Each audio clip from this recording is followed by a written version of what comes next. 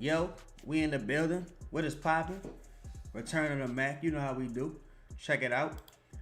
Make sure y'all can hear me and see me clearly, man. Shout out to all y'all. Shout out to everybody in the building.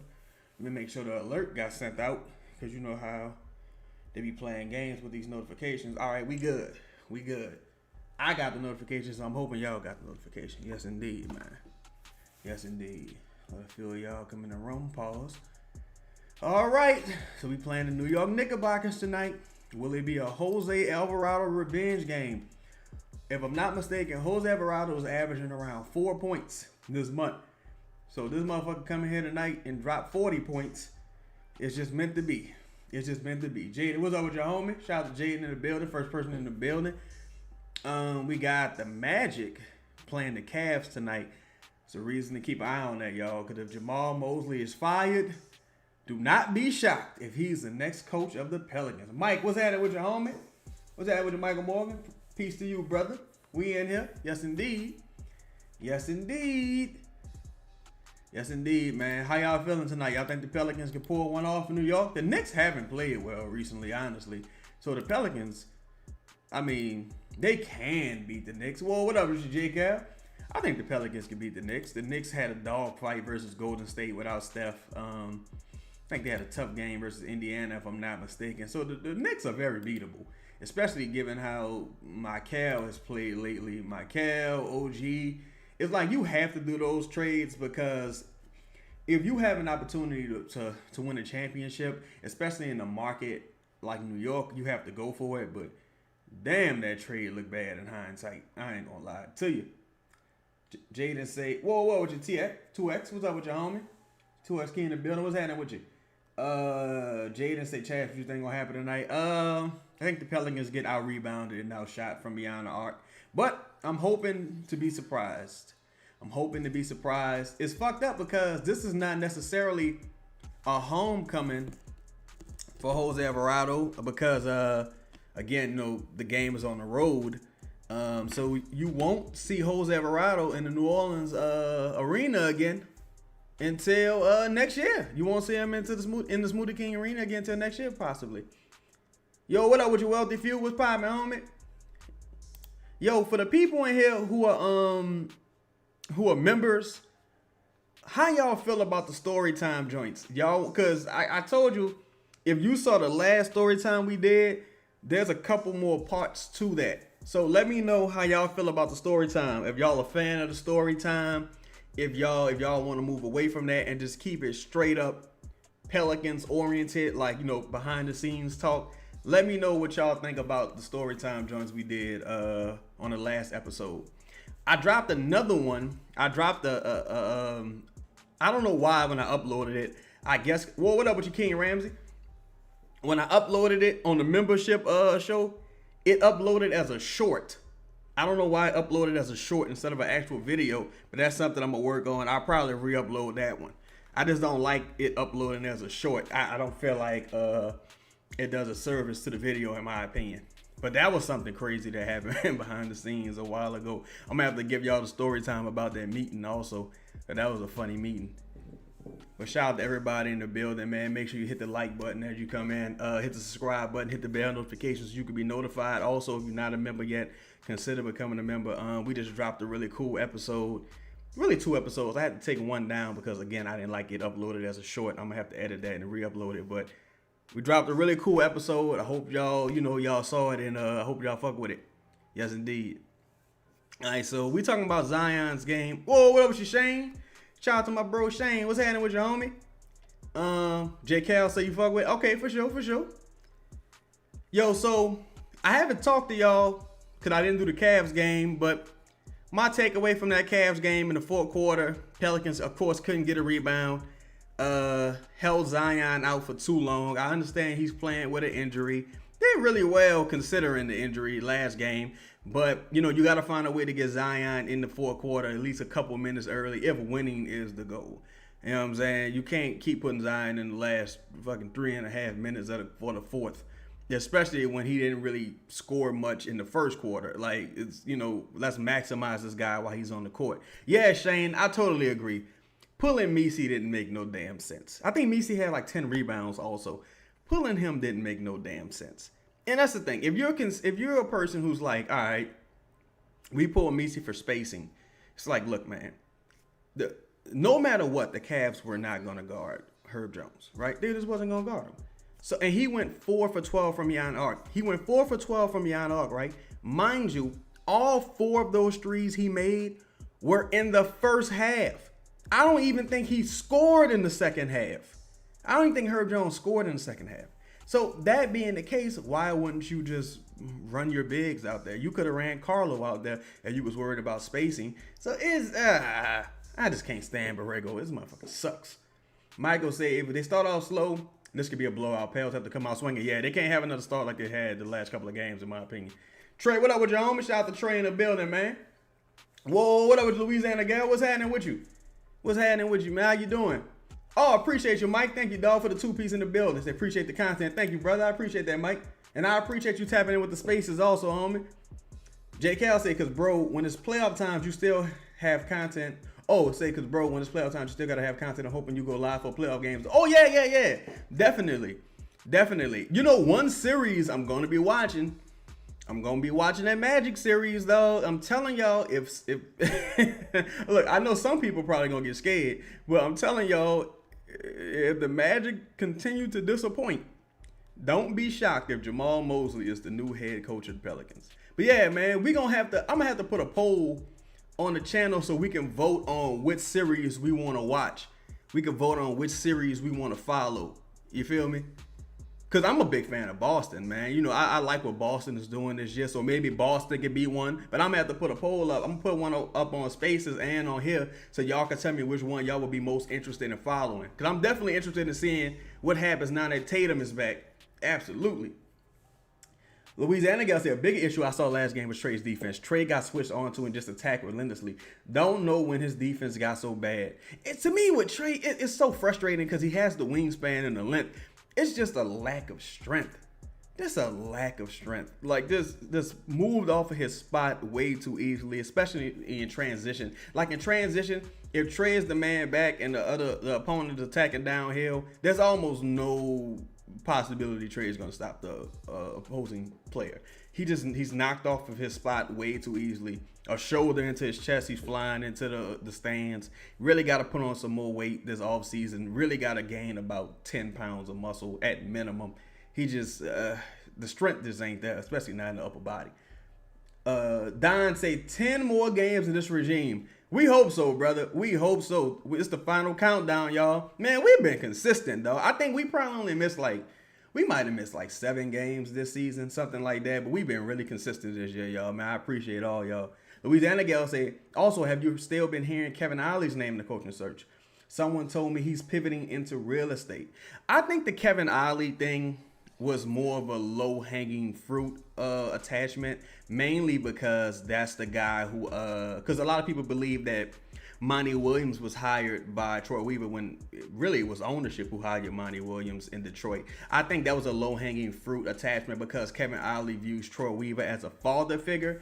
I don't believe that he'll necessarily be out of the search, but I think, and this is something that I was trying to really get across in one of the lives, just because you hear some people's names come up as potential hires doesn't necessarily mean that those are head coaching hires, right? Because that's something I was saying. I was like, well, maybe they might want him as an assistant. Maybe they might want this guy as an assistant. Maybe they might want this guy as an assistant, like a person like Jacques Vaughn. Maybe you want him on the team for certain reasons. Maybe you might want a Stackhouse on the staff for certain reasons. Maybe you might want Rondo on the bench, but not necessarily in a head coaching position. Maybe as a lead assistant head coach.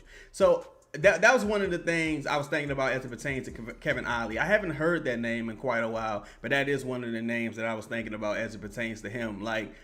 Because you're not going to just give a guy who hasn't coached in when did he get fired from the Knicks? What was 2-3 years ago? I don't think he really had a job coaching in years. So I don't know if they would just, crown him a head coach right off, the street. It wouldn't be fair to him also.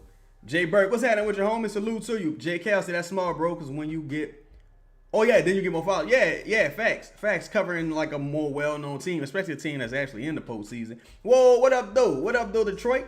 Shout out to my dog, Detroit Warren in the building. Jay Burke say Trey always been bad to me, like borderline DQ bad. Cam say, whoa, what up with you, Cam?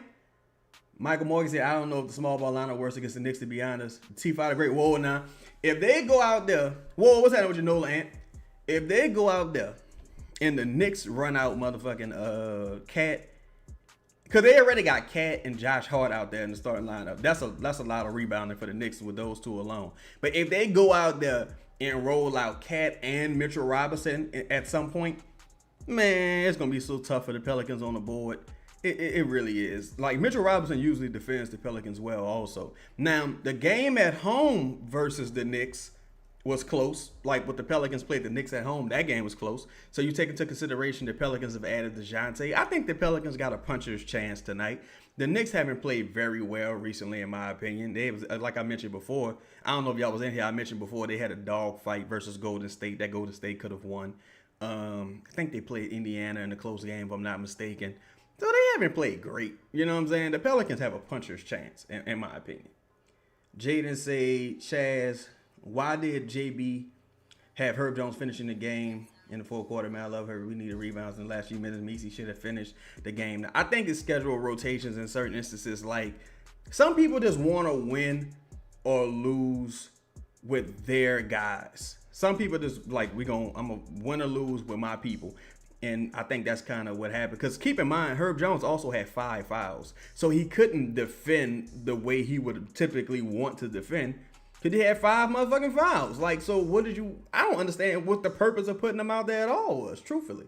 Yo, I ain't going to lie, Louisiana gal. I ain't going to lie. I started to put that on Twitter.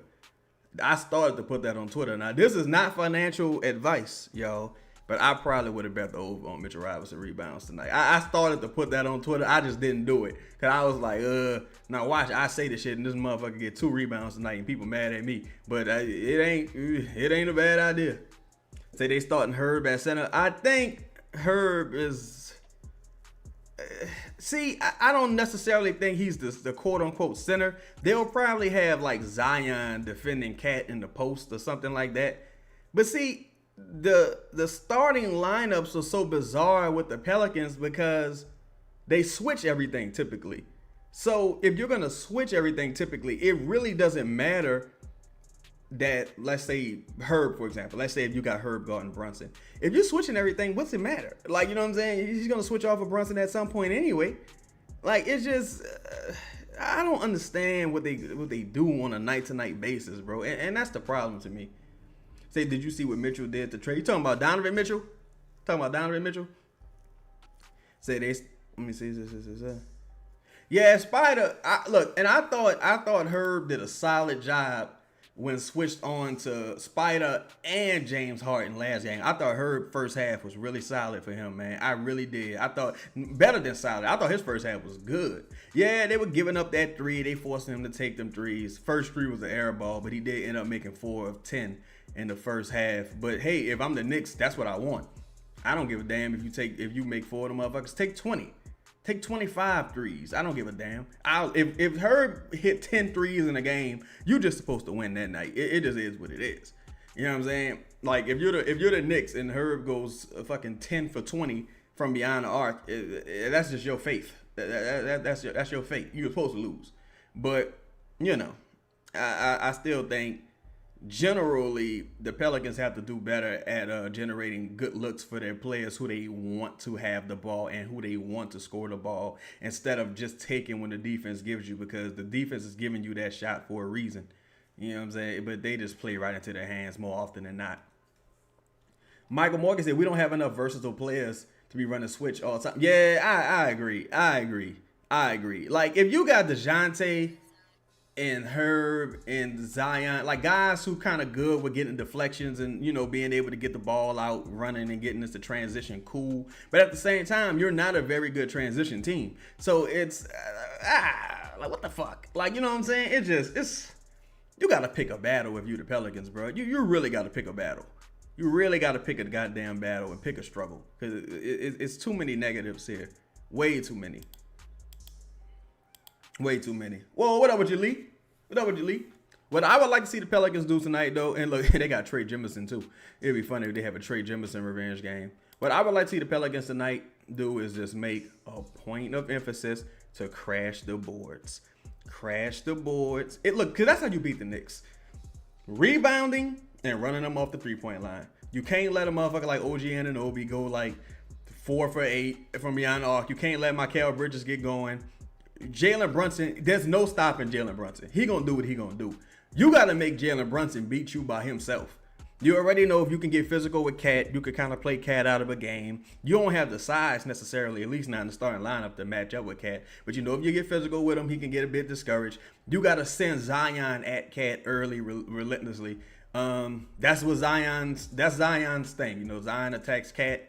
That's his thing. That's what he's into. Shout out to him. But you gotta have Zion attacking Karl Anthony Towns relentlessly. Credit to Zion for that. I gotta be stopped. But me say time to watch Zion go 7 for 9. Yeah, that might be his shot total for the whole game, Meech. He motherfucker might end the game. You know what's funny?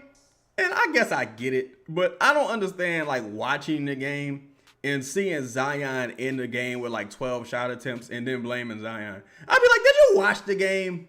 Did you watch it? like what the fuck? What is the coach for?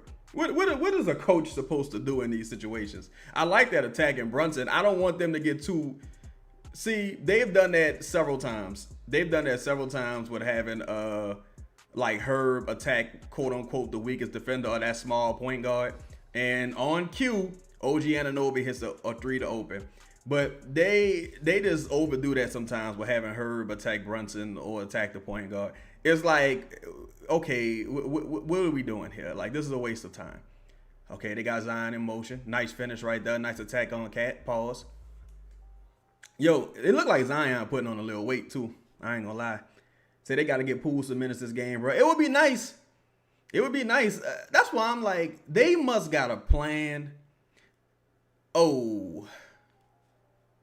All right, so here's what I'm thinking. There must be a world where they're considering bringing Jordan Poole back, but just not with James Borrego. There has to be a world where that's a real possibility. I say that because with Bryce being out and them still, you know, kind of struggling from beyond the arc and still not finding any minutes for Jordan Poole, I'm trying to understand. Yeah, he's an expiring and that contract could be more valuable, but how are you going to move him this offseason for anything potentially positive? Like, you're not even looking at nothing potentially positive at this point. At least at one point you could have got you might have could have got, you know, a negative contract that was also expiring, but now you're going to have to take on a negative contract with multiple years left. That's why I keep thinking a Sabonis type player would be a possibility. Because there's no reason you should be giving them DMPs like this. There's no reason. Even as an expiring, you got to let motherfuckers know, hey, this guy's at least alive. That's a hell of a screen right there by Zion. Your boy tried to flop. Josh Hart tried to flop. Say, is Jordan Poole worth more than Cam Thomas? Well, shit. Jordan Poole, well, at least Cam Thomas was kind of playing. But Jordan Poole right now, good rebounder. Maybe. I think so. I think he is. Only difference is, see, Cam Thomas is totally just, he's not making any money. That $30 million, $34 million to be exact, attached to Jordan Poole, you know, that could be viewed as a negative even as an expiring. So you gotta, well, what up with your Brock? What up with your some guy? What up with your alternative? Alternate reality? That $30 million could still be viewed as a negative depending on what you're giving up. You would have to be giving up a contract that's significantly worse. Also, with the salary cap coming in, you know, $1 million less than what it was projected to be, that also has some bearing on what teams decide to do. Because, like, for example, I'll give you an example, right? Let's say you got the Sacramento Kings. The Sacramento Kings are about Trey, that was a bad miss. The Sacramento Kings are about $2 million, if I'm not mistaken, from the luxury tax. They only have about 9 players on their roster.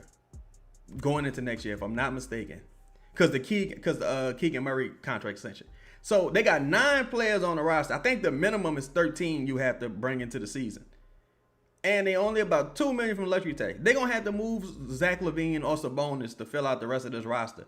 The thing is, now, if you, for example, let's say if you wanted to do like, I don't know, goddamn, that wasn't a good shot right there about the DeJounte. Let's say if you wanted to do Sabonis for Poole and Herb, you know what I'm saying? That's about the same amount of money, and you'll have 2 players, you know, that'll get you to 10 roster spots. You get rid of a longer term contract. Now you got that 30+ million falling off y'all books for the following season. But a team like that is a team that Pelicans gonna have to try to do some business with potentially.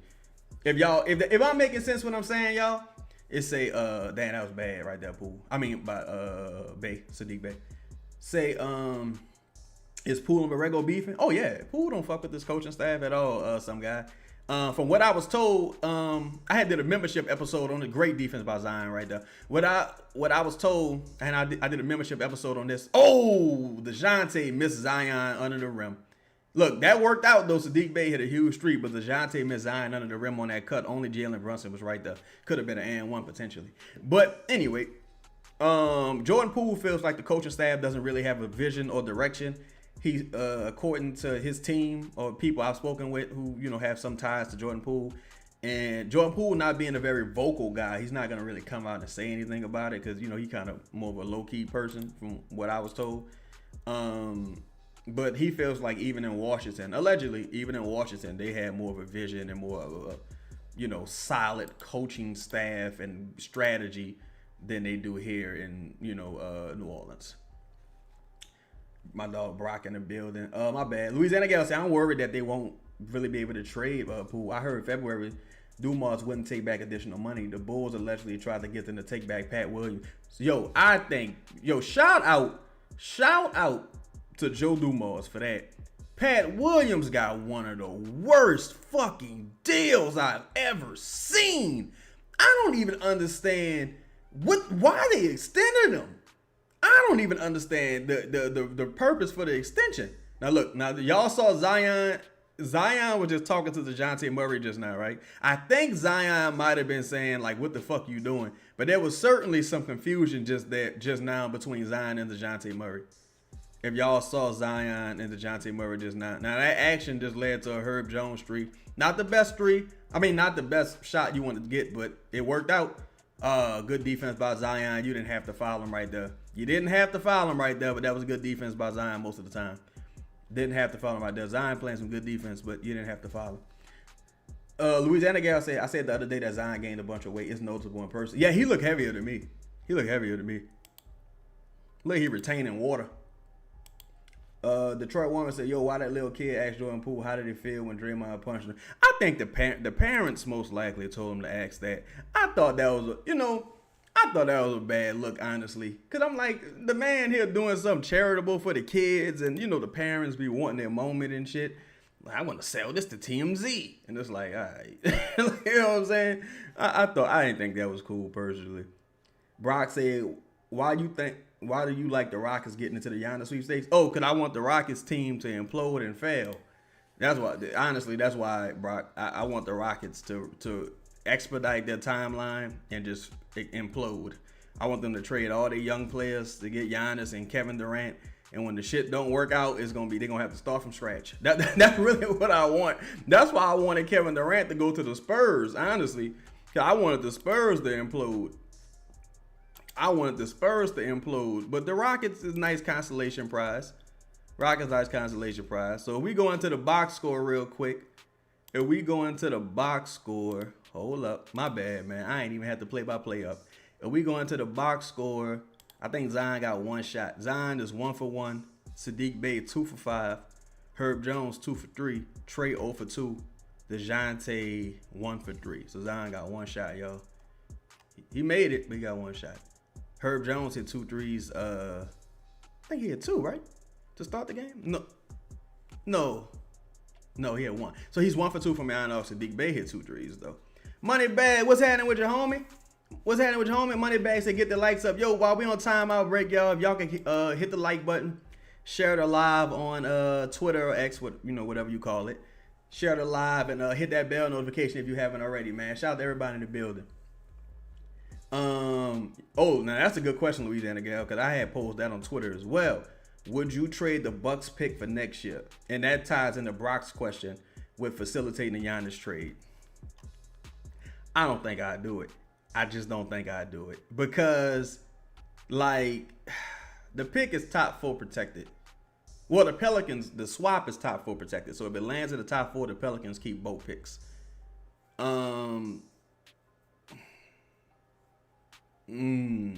don't know, man. Jay Black, what up, Jay Black? I don't know, because let's say the deal is with what up, Ryan? Shout out to my dog Ryan in the building. Let's say the deal is with Houston, for example, and Houston gets like Jabari and Reed Shepard, and I don't know, they have to take back Dorian Finney-Smith. Like, you know, I don't think the Bucks will net a good enough return for Giannis to really justify giving up what could be potentially a top 5 pick. Because if Doc Rivers stays the coach, let's say he doesn't retire and stays that coach, you know the Bucks gonna be trash. They don't really have many avenues to acquire talent outside of that trade. I don't really want Miles Turner in either. Like, you know, they don't really have anything that, because that pick is probably going to be the most valuable to the Bucks, right? So the Bucks don't really have anything that would make me want to give up that pick. The only way I trade that Bucks pick for 27, the only way I do it is if the Bucks was able to, let's hypothetically speaking, let's say the Bucks traded Giannis to the Nets. This is totally hypothetical. Let's say they trade him to the Nets, and the Nets like, all right, look, we gonna give the Pelicans 4 firsts or 3 firsts. We're gonna give the Pelicans 3 firsts for that 1 Bucks pick, and we're gonna send that Bucks pick with 2 other firsts to Milwaukee. Then I would consider it, because with Giannis, Zion with the and 1, okay. With Giannis, you know, the injuries starting to stack up a little bit. You know what I'm saying? I don't know if he's necessarily the same needle mover in the regular season. So you can say, all right, well, fuck, if he get traded to a team like the Nets or traded to a team like Houston, that team ain't gonna be good anyway. So I'll give the Bucks back they pick, and I'll take a gamble on, you know, a couple of their first, because you got to think too, how many years does Giannis really have being a top 10 guy? He probably don't have that many years left. So it's tough. It's tough. Another thing that really makes some sense. Nah, that wouldn't make a ton of sense for the Bucks. I was about to say Giannis to Golden State, Jimmy Butler to the Bucks, and Jimmy Butler don't have to play that season because, you know, he got the injury, and they can just tank. But what the Pelicans gonna get? Like, what the Pelicans get out of this? Because Golden State only got so many firsts to really give up. At least 2 of those firsts gotta go to the Bucks. So now you talking about picks in like fucking 20, 32, and 34. I don't know. It'll be tough. I think I'd rather just keep that pick. I'd rather keep that pick because the Pelicans still all own all of their own first. And in the event that the Pelicans are bad next year, like I said, if that pick lands in the top 4, the Pelicans will keep their own first. And, you know, oh, all right, so they finally got Zion going. We'll keep their own first, and as well as the Bucks pick. Meat say, do you think the trade Zion boat has synced? I don't know if I would say it's synced. I think they want to see the experiment work or not work with their own head coach, ultimately, right? I think Zion was going to get an extension. Well, I'm not saying no matter what. I think Zion is probably going to get more of a team-friendly extension. I think with the way the season played out, and with Derek Queen not looking like he gonna, you know, be that guy soon, I think the Pelicans kind of looking at it like, all right, look, we talking about doing these updates. We need talent in the building. We're not going to really be able to trade for no high-level talent. We're not gonna be able to sign none via free agency. We don't have a draft pick, so we ain't gonna be able to draft one neither. We gotta at least keep Zion for now, in the event that, you know, a new coach can unlock the greatness in him. Cause I always go back, and I be talking to my partner Silva about this. I always go back to the Detroit Pistons. It's like, again, how people view Cade prior to JB Bickerstaff coming there. How people viewed Duran prior to JB coming there. And now Cade is out, and the Pistons still look good. I'm sure Troy Weaver is saying, you see, I put that shit together. Just give me a chance, and we gonna run the table just like them motherfuckers running the table over there. Just give me a chance. And I'm sure Troy Weaver's probably thinking that. That's why I think a guy like Mosley, and I don't want to say like for example, right? The reason why I think a name like Darvin Ham is in the conversation and Mosley is in the conversation. Remember, Troy Weaver was an Eastern Conference guy. He was with the Wizards for a year, and he was with the Pistons prior to that. So he's watched the Orlando Magic for years. He's watched the Milwaukee Bucks for years. Played against them 4 times a year for multiple years. So he's seen some of the things Darvin Ham's done as an assistant up close. Oh, that's goaltending. That was goaltending on that Zion layup earlier, by the way. So he's seen some of the things that Mosley has done to turn that team around. Seeing some of the things that Ham did to turn that team around, or as an assistant to help turn that team around. He's seen some of these things up close. So I think that's one of the reasons why you see those guys' names kind of mentioned in the conversation. Look, Eve needs to get on the court making plays immediately. God damn, dog. NBA, what's up with all these ads? What the fuck? Motherfucking ads everywhere. Yeah, Trey having a rough night tonight. Trey is having a rough night tonight. Generally. Starting off real slow. Whoa, what up with you, Jess? Austin said, man, I hate the Knicks. You know what? I'm kind of indifferent to the Knicks. Because in my time watching the Pelicans versus the Knicks, the Pelicans have gotten the upper hand more often than not. That's why I'm a little bit more indifferent toward the Knicks. Like, it ain't like, you know, like the Nuggets, the way it's like, these motherfuckers just always beat us for some reason. It ain't like that. But the Knicks, I'm a little more indifferent. So what y'all thinking about the game so far? Zion got a few good looks in a row. I thought Zion was goaltended on that block also. That Mitchell Robinson block, I thought that ball hit the glass before it was blocked, but I have to see the replay to be sure. I would have to see that replay to be sure. Oh, let me see.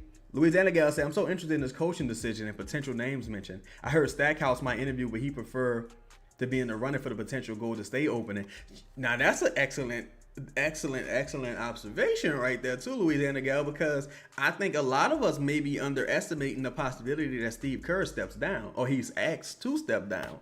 Now, if Steve Kerr, man, I don't know though, because if you Stackhouse, do you really want to follow the Steve Kerr tenure? Do you really want to be that guy? Because now you got to be Spoelstra. You got to be Spoelstra almost out the gate.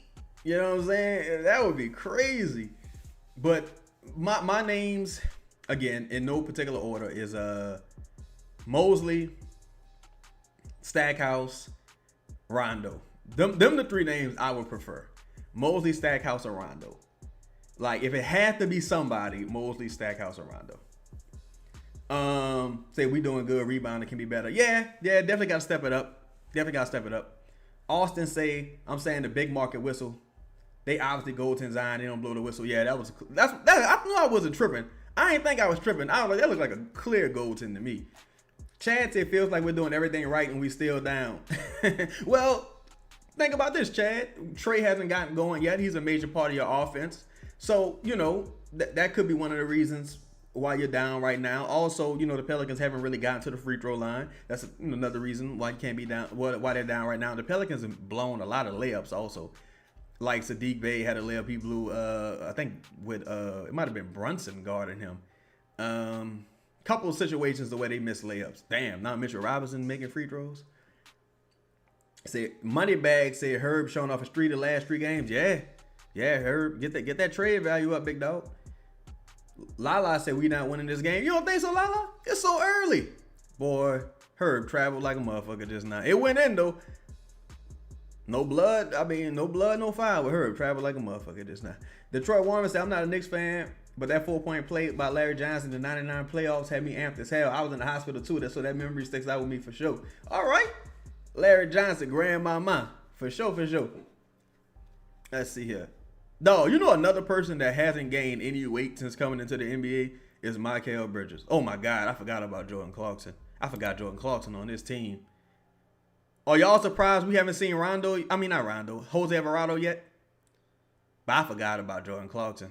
So Sadiq Bey about to check back in. Say if Steve Kerr, and one right there by Derrick Queen. Nice play through contact. Louisiana Gal says Steve Kerr steps down, Doc retires. I think that eliminates Stackhouse and Darvin Rondo. I just don't want them to settle on Borrego. Check out the Boston, Houston top assistants. Yeah, somebody coming from that Missoula camp, or even coming from that that Utah camp, that Will Hardy camp, to me would be enticing as well. I wonder what Rondo wants, because Darvin seems like the heir apparent in Milwaukee, right? Seemed like that job should have always been his, truthfully. So I really wonder what Rondo wants. I wonder if Rondo was like, all right, so now I'm going to be the lead assistant. Give me 1 year as a lead assistant, and from there on, I'm going to go and become, a head coach. That'll be really interesting. I absolutely don't want them to settle on Borrego. If you notice, a couple people are starting to kind of say that the decision has been made more or less as it pertains to Borrego. I think somebody said Windhurst said something today that the Pelicans probably not going to keep Borrego and they want their own guy. Now, you also got to question where that's coming from. Oh, that was fucking cold by Brunson. I ain't going to lie.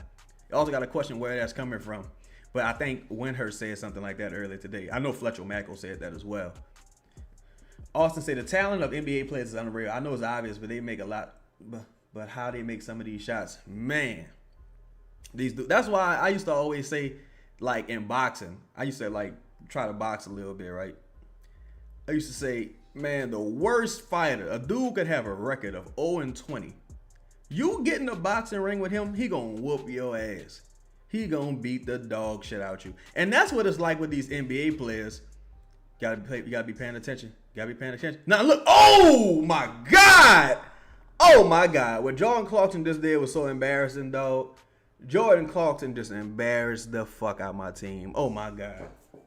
Oh my motherfucking goodness. Oh my fucking goodness. Oh my goodness. Jordan Clarkson just embarrassed the fuck out my team. Oh my goodness. Oh my fucking goodness. This is unreal. That was so fucking embarrassing, son. That was something. Dog, I'll do it. I'm gonna have to do it, dog. I'm gonna have to do it. I'm gonna have to just do it, dog.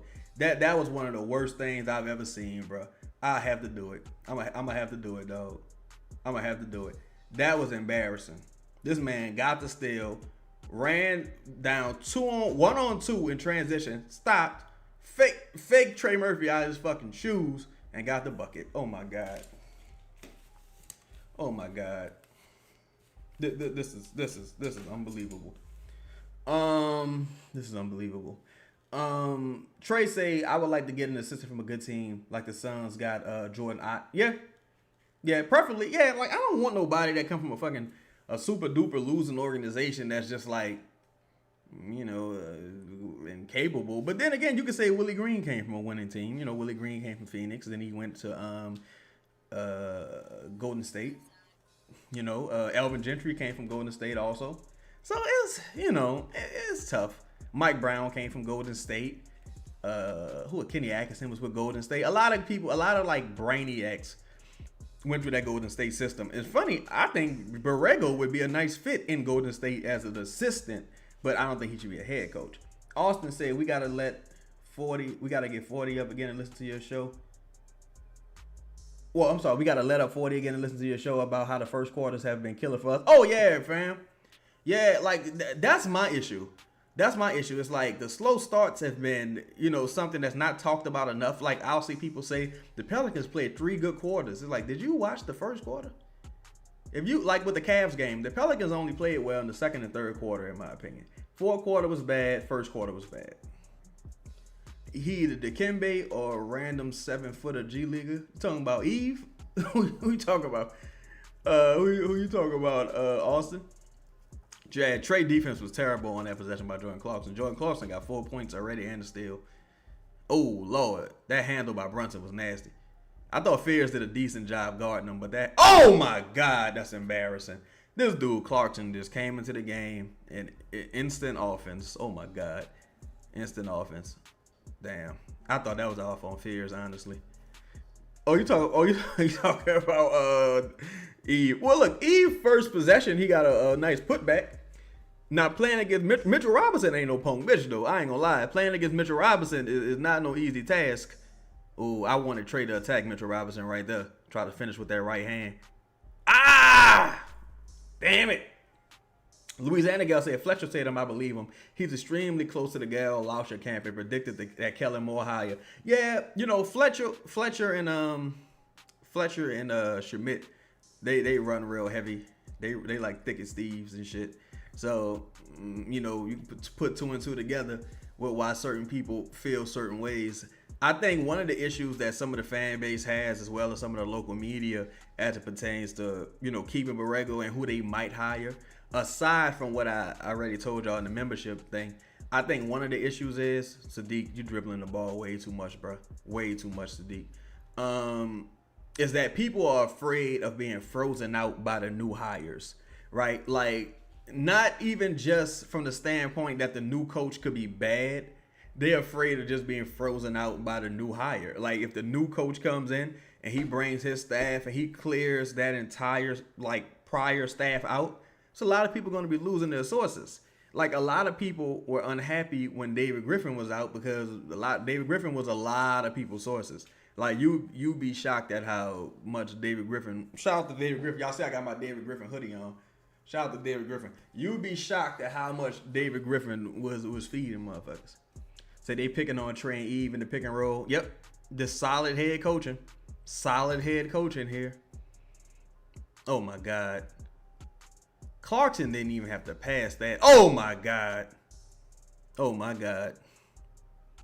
I think, is that OG Anunoby's second three tonight? And look, before the game, I was like, you can't fuck around and let OG Anunoby go for like 4 for 6. And this motherfucker had his second three already tonight, if I'm not mistaken.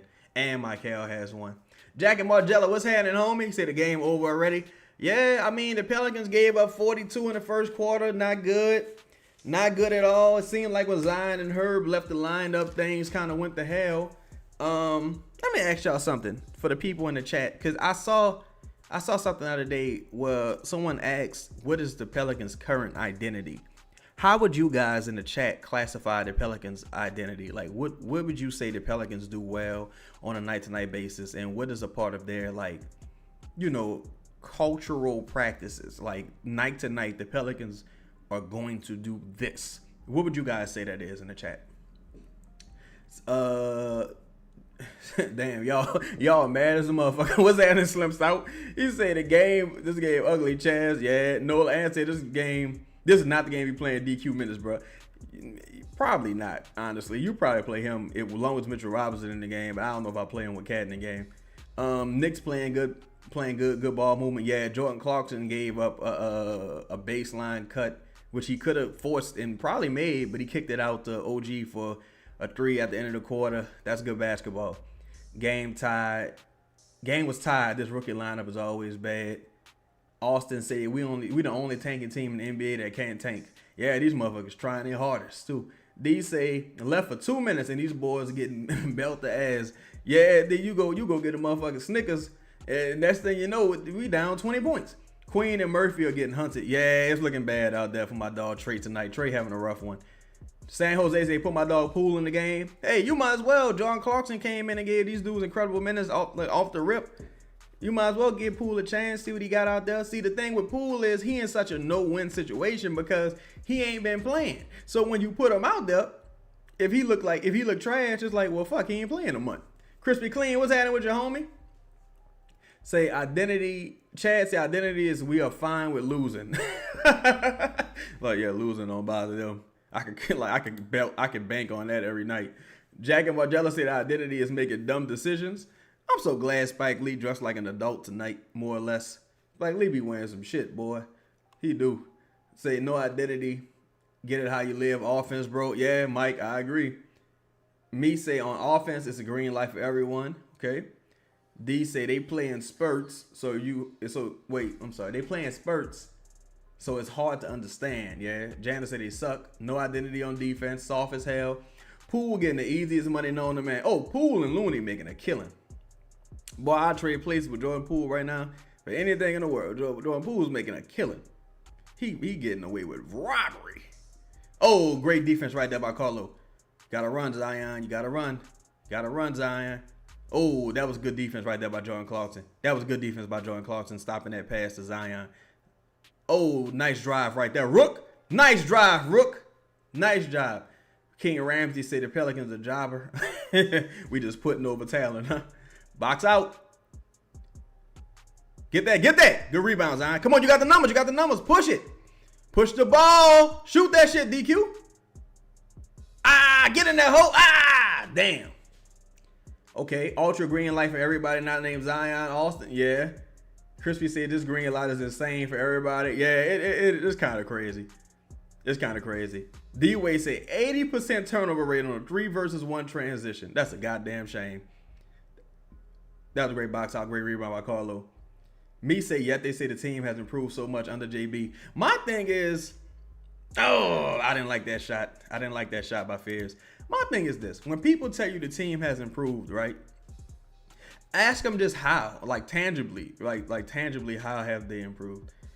Because the excuse is always like, or the cop-out, rather, is always, well, if you don't think this team has improved, we're just watching 2 different teams. Or, I don't know what game you're watching. Like, motherfucker, tell me how. Tell me how. They got 19 blown leads, losses in the fourth quarter. 19 blown leads in the fourth quarter. That's 7th in the NBA, if I'm not mistaken, like total. Like total, I think the Pelicans are about 7th or 8th in the NBA with blown leads. I think it's like 41. And all of the teams above the Pelicans with blown leads are actively tanking teams. Oh! Nice dunk right there by Herb with the left hand. The Knicks need to trade for Herb. See, I blame Fears shot selection on Borrego. I didn't like that pull-up 3 by Fears, honestly. Say that's the problem. Relationship-based shit. Yeah, a lot of it is relationship-based. I think that shit is kind of weak, to be honest. You know what I'm saying? Because to me, the most important stat is wins. You need to win. Like that, to me, that's all that really matters. See, wait till Murphy come back with a handle. I hope he find it this offseason. It's funny because last year, that's the thing with certain guys, even like with Zion, right? I don't like when players like develop something and then they get hurt and they come back and they don't have that thing that they developed. Like, you know what I'm saying? Like Zion, he'll be, shooting jumpers and doing all this shit. Then he'll get hurt and he'll come back and it's like you starting from the base level. Same thing with Trey. Good shit right there by DQ. Like same shit with Trey. It's like Trey developing his handle. He beat motherfuckers off the dribble. He passing the basketball, doing this thing. Then he get hurt and he come back and it's like, damn, what happened to all that shit? Dog, this dude, Jordan Clarkson, is a motherfucking problem. I'm not going to lie. Tonight, he has been a problem. He's been all over the court tonight. Seriously. Jordan Clarkson's been all over the court tonight, impacting this game. Like, seriously. Al say Chaz offer Herb to every team the Pelicans play. Hey, he could be yours. He could be yours. Like that's my philosophy with this shit, because I'm like, boy, that contract gonna get ugly fast. That contract is going to get ugly fast, dog. Like, it's already ugly, but it's gonna get real ugly fast. Like, man, the shit Zion should have a huge game so the Knicks can come get him. Hey, he back in the game now, so let's see. Only thing with the Knicks is the Knicks ain't got no motherfucking picks because they traded all their picks for my Cal. Say somebody reminded me of this. Louisiana girl said somebody reminded me of this, but Dumas wanted to trade for Harden and was willing to extend him, but Harden said no. Who else do you see him trying to do that for? As far as guys who could potentially be available, so that sound like a backcourt target, right? Kobe White is gonna be a free agent if I'm not mistaken. So you got somebody like Kobe White, who, I mean, he not the same level as Harden, of course, But you got Kobe White, nice driving kick right there, big three right there by by Fears. Boy, I thought something happened to Jose just now. Jose was grabbing this motherfucking heel. Let's see if Jose click out tonight. Oh, good defense, Zion. All the way! Oh! Good defense turn to offense right now. That's a hell of a run right there. Hell of a run by Zion, Herb, and Fears.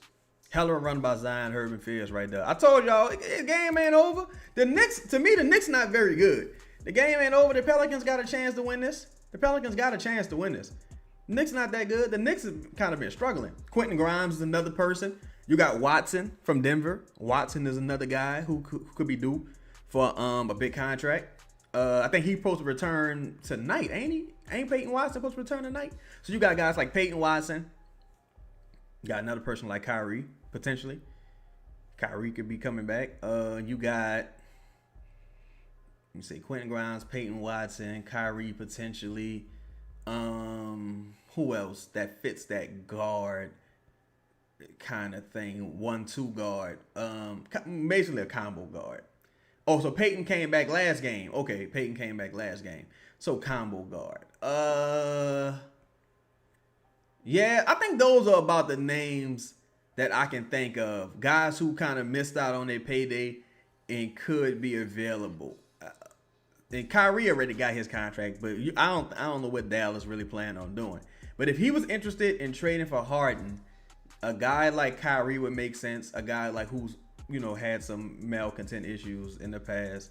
Quentin Grimes, who didn't get the money he was looking for from 76ers, and Peyton Watson from Denver, because I don't think Denver can afford to bring him back because they gave Bond that money.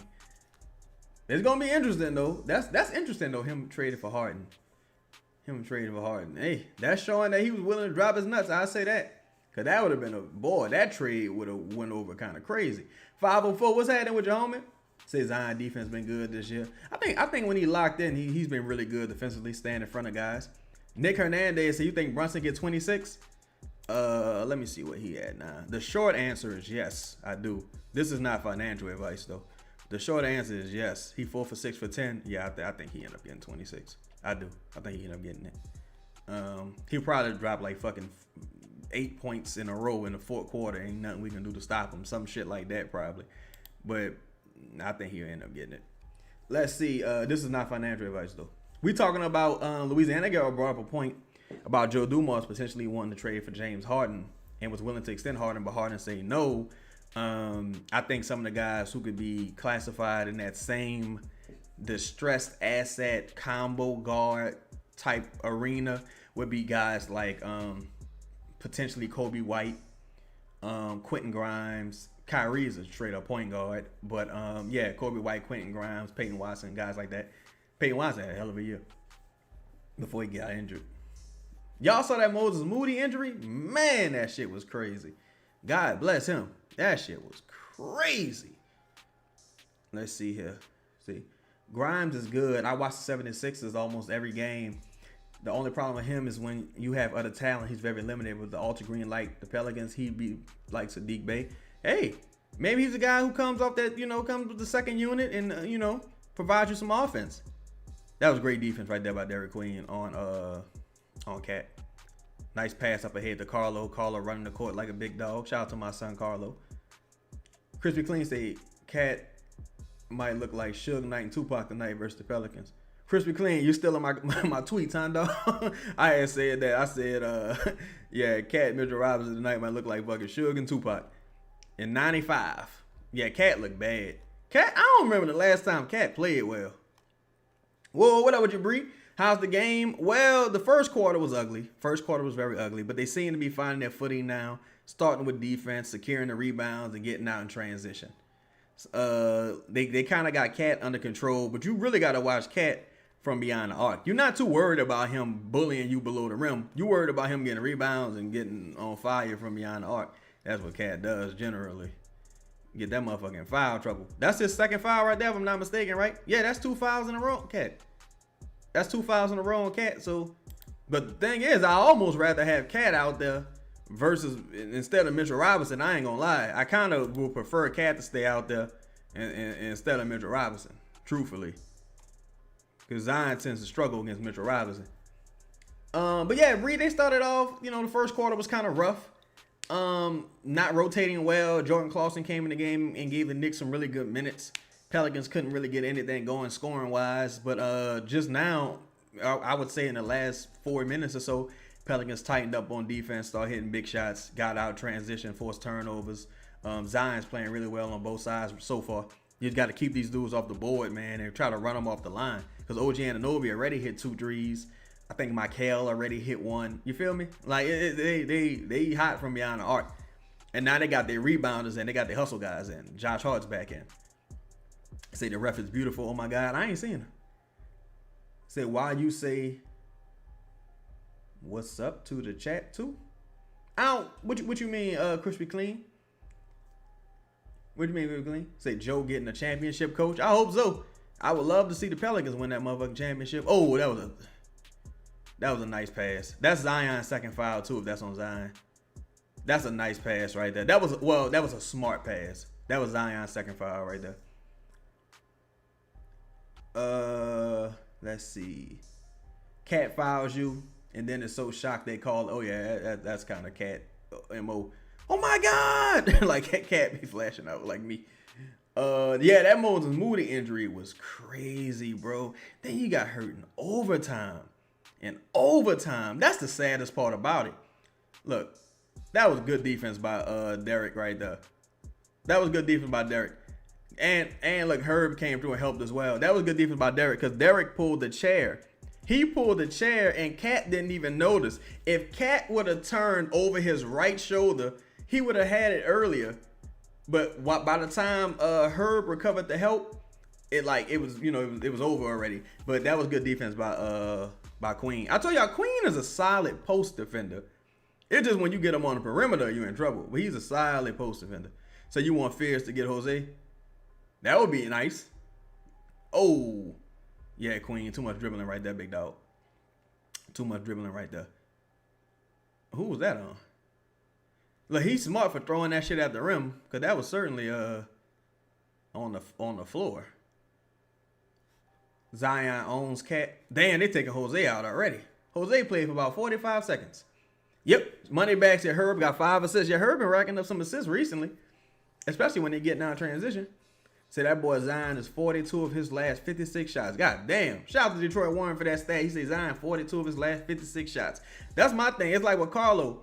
If Carlo is shooting 40% on 1 attempt a game, the solution would be to give him more attempts, right?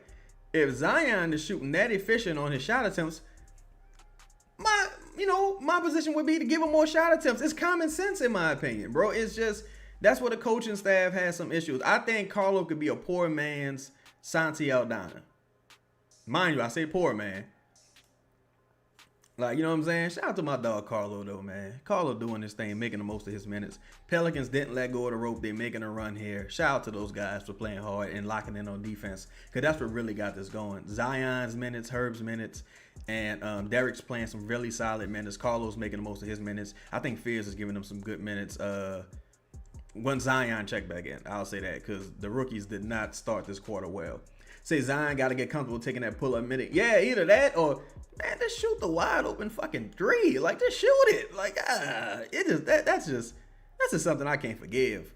Motherfucker about 6 feet away from you, just shoot the 3. Ugh, that was a bad pass right there. I like the idea, but that was a bad pass. That's why, again, like I said earlier, I prefer to have Cat in the game instead of Mitchell Robinson. Good defense right there, DQ. Really good defense right there by DQ. Though, if you look at OG Anunoby is about the same size as Derek Queen. That's a big motherfucker. Huge 3 right there by Fears. Cash money. That started with defense. Derek Queen's defense leading to offense. Damn, Herb got 6 assists.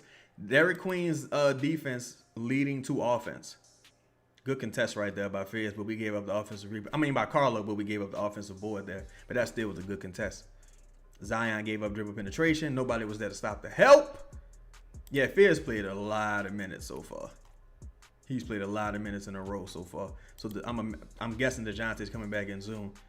When the Pelicans' next game is, y'all? They're on the East Coast road trip, right? When the Pelicans' next game, y'all? I'm surprised JB ain't put DeJounte in the game. He probably just rolling with the hot lineup. Yeah, yo, I ain't gonna lie, Louisiana Gale. I think Carlo and Fierce got great chemistry. Fierce always looks for Carlo, especially on the motherfucking alleys. He's always looking for Carlo. Box out. Damn. I done talked this motherfucker up, y'all. I done talked this motherfucker up. OG Anunoby. Now, I think that's OG third three.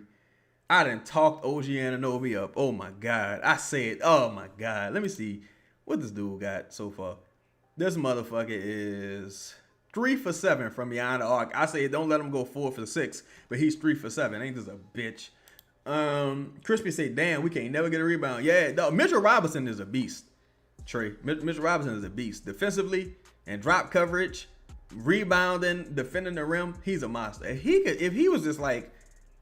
shoot like 69% from the free throw line, I don't think teams would like balk at giving him a really nice contract. Say we had Houston and Cleveland. Oh, you talking about those games? Yeah, could have won both of those games. The Pelicans have a back-to-back Thursday versus they play Tiny Dog Friday. So they have a back-to-back versus Detroit and Toronto. Whew, that's an ugly back-to-back. I ain't gonna lie. But the good thing is, like, look, you getting the Pistons without Cade, and you playing Tiny Dog. So, you know, you got a chance to split, I think. Say Zion shoots the midi, come on. Yeah, he shoots the midi occasionally. I would like to see him take some of those threes, those wide open threes. Let's see here. Say Mitch Robinson. Say Jaden. Say Chaz. If the Pelicans are bad next year in 27, at least we have our draft pick for next season. So if we lose a lot next season, we have nothing to worry about. Well, I mean, I don't want to lose, honestly. I mean, for me, I only really like the idea of having a draft pick if there's a way to thread the needle potentially, kind of like with Halliburton, the Halliburton situation in Indiana, the way you can thread the needle. But at the same time, if I'm the Pelicans, I'm like, I don't want to go through 3 seasons in a row with these motherfuckers losing. I just don't want to do that because the Derek Queen thing looking questionable, and then even when you do draft a guy, I'm talking about another 3-4 years before you potentially a winning team. Because if you do get a pick, let's say the Pelicans lose out next year and they end up miraculously getting a number 1 pick somehow, then you gotta hope that this is one of those great drafts. Then you gotta hope that you can develop this guy. And it don't stop there. Once you start tanking, you tanking for like years and years in a row. So it ain't like, you gonna land a pick and just stop tanking. It's like, no, now you gotta keep doing it. That's what they should have done when they got Zion. After that first year, they were like, all right, look, we tanking, y'all. And you could have tanked a couple more years in a row and really built that roster out with some young, cheap, high upside talent. Instead of a bunch of like fucking renegade vets. Say the Pistons beat the Lakers yesterday. Beat the piss out of them too. Came back. Luka missed a 3, I think, at the end.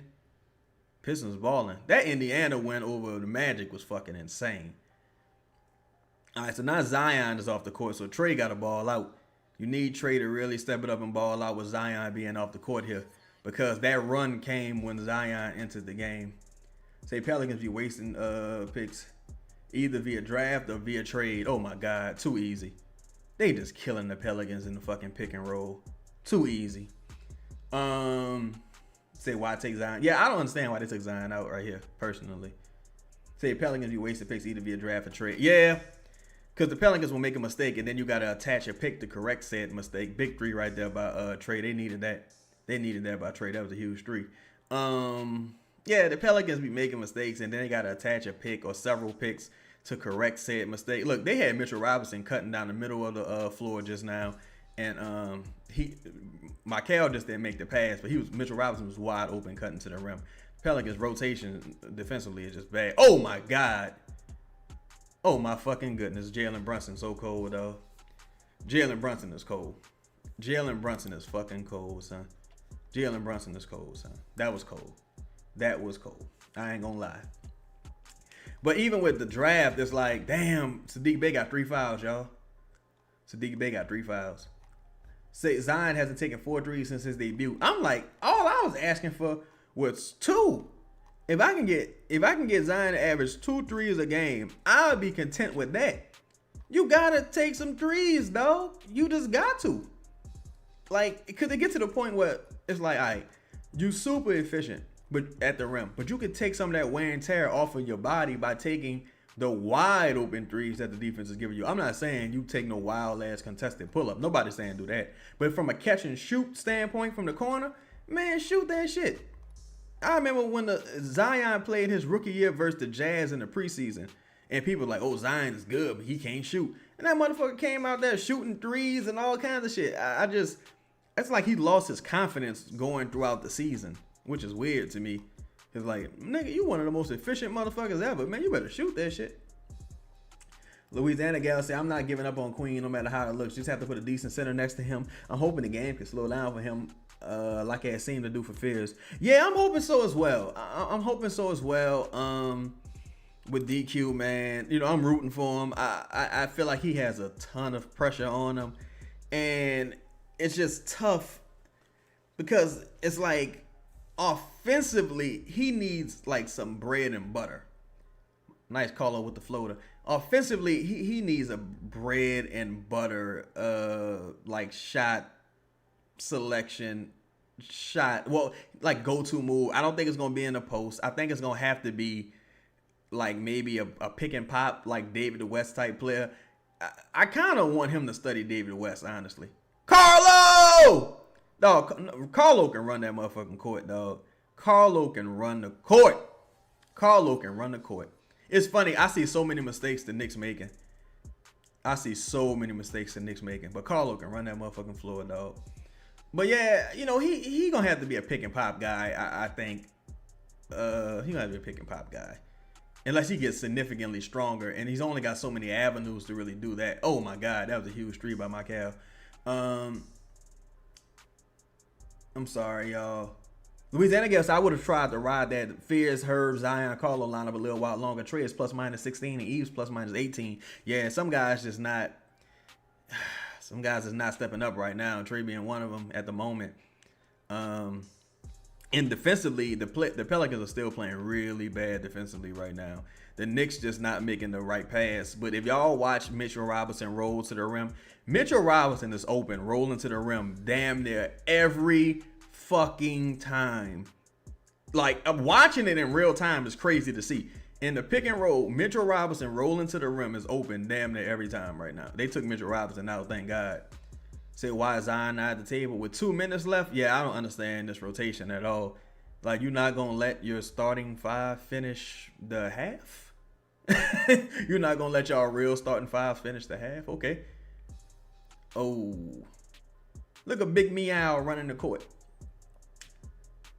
Yeah, DeJounte is averaging 4 turnovers right now. He's having a rough year handling the ball since he's been back. Carlo with the right coach would be a borderline starter. Yo, I think so as well. I think Carlo could be a fringe starter. Fringe.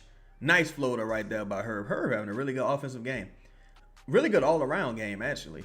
I think Carlo with the right coach could be a fringe situational starter. If Carlo would have been with, let's say, for example, if Carlo went to Golden State. Bruh.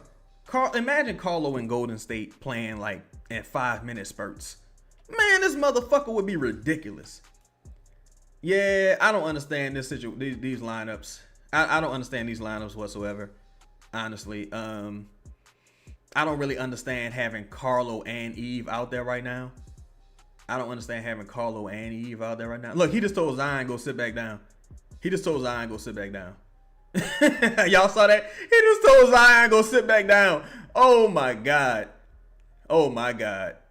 This was dumb. This did not have to happen. Yeah, Eve having a rough night so far. He just told Zion go sit back down. This dude is dumb. Yo, speaking of dunks, Meech, you'll see I got my David Griffin dunks. Hoodie on. Y'all see that? Yeah, DeJounte having a rough night. And again, there was some miscommunication earlier with DeJounte and Zion. There's no reason Zion shouldn't be on the court right here. You just let these dudes go on a super duper motherfucking run. You to let these dudes go on a goddamn super duper motherfucking run for what? Goddamn. Could have won this goddamn game. Could have won this goddamn. Well, it's still early. We still can win the game. Let me not say that. But I meant they made it more difficult than it needed to be. Made it way more difficult than it needed to be. But at least we got that bucket at the end on that alley by Trey. Look at Cat talking to the ref. Oh, that must be the ref y'all talking about. Y'all talking about the ref that Cat was just talking to? Y'all must be talking about her.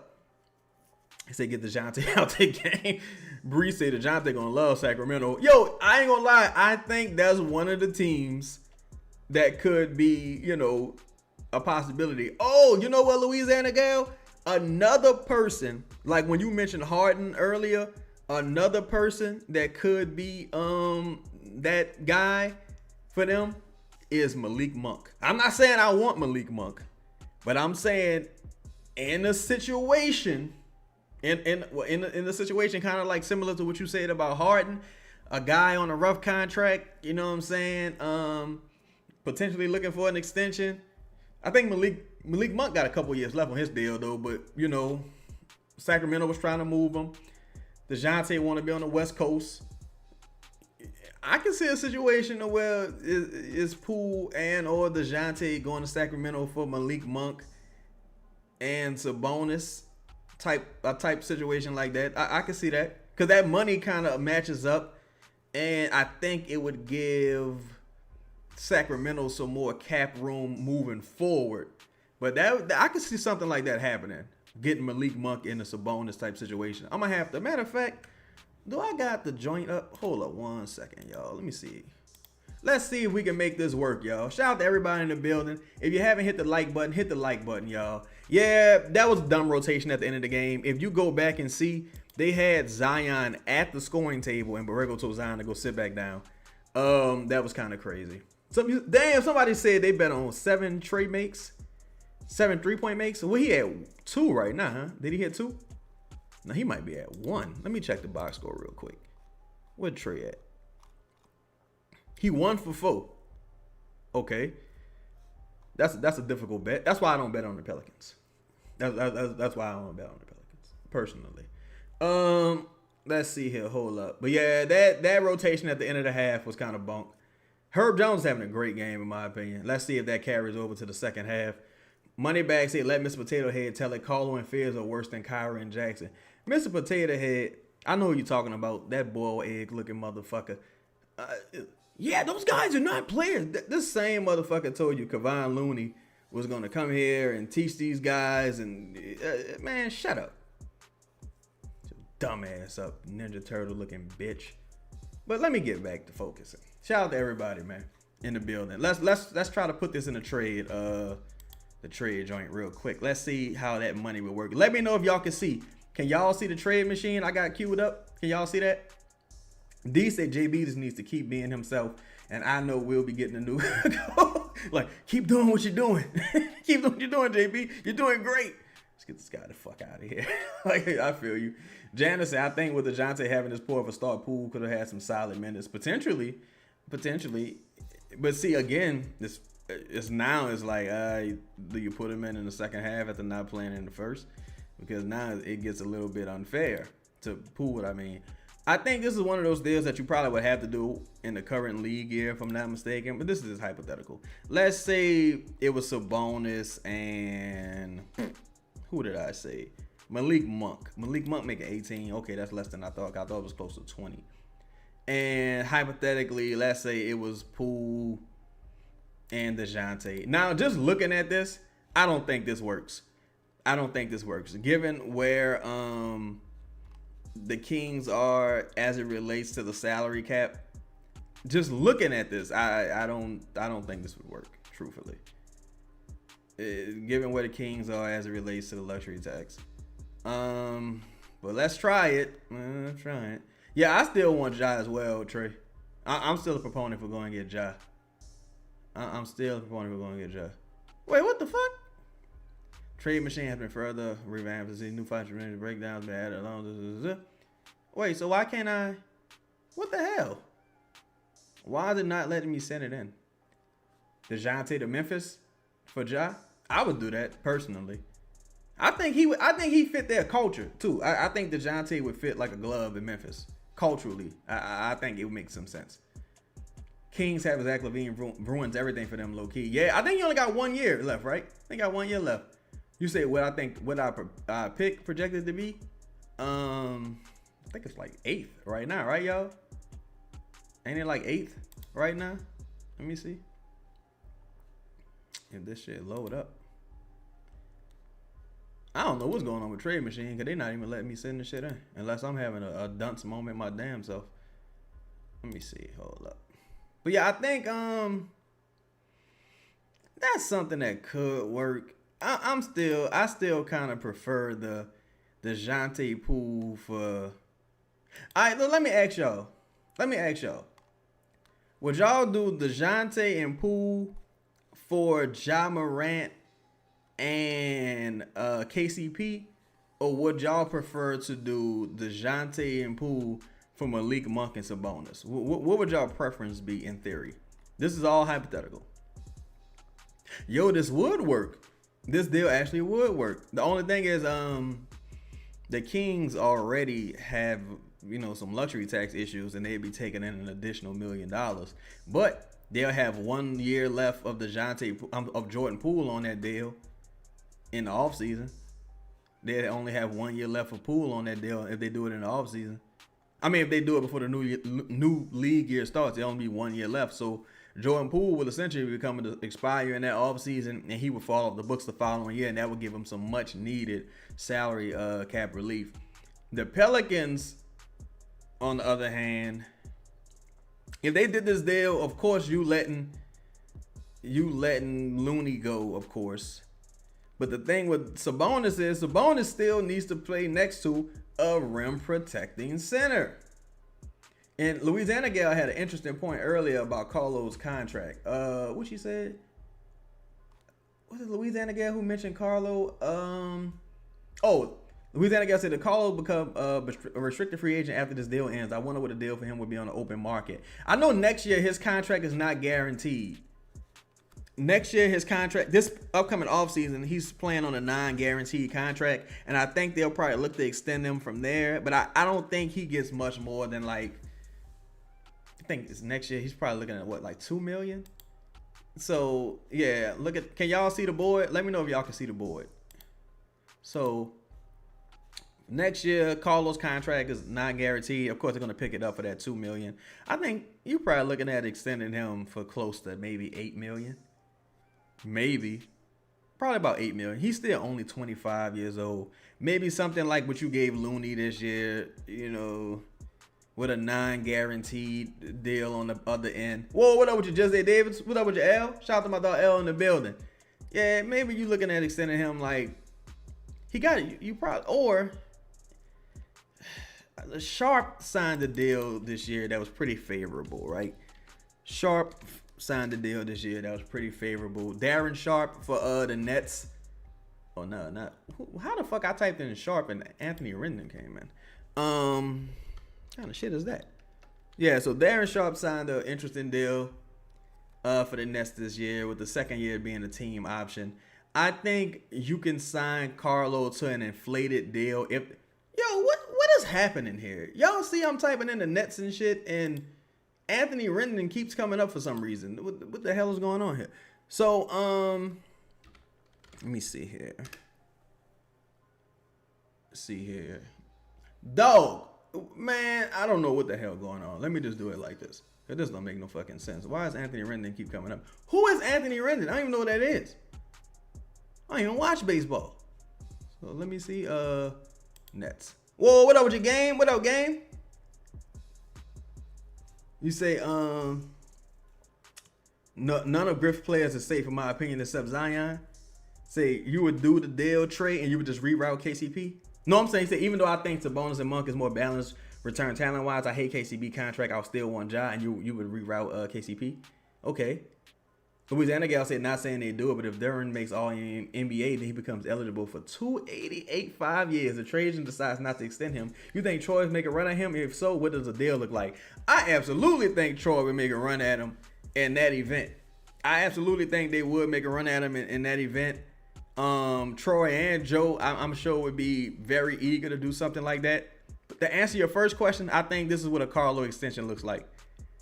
2 years, maybe a little over 12 million. Team option for the second year to give yourself some flexibility. That's what Darren Sharp got this past offseason. I think that's what a Carlo deal could potentially look like.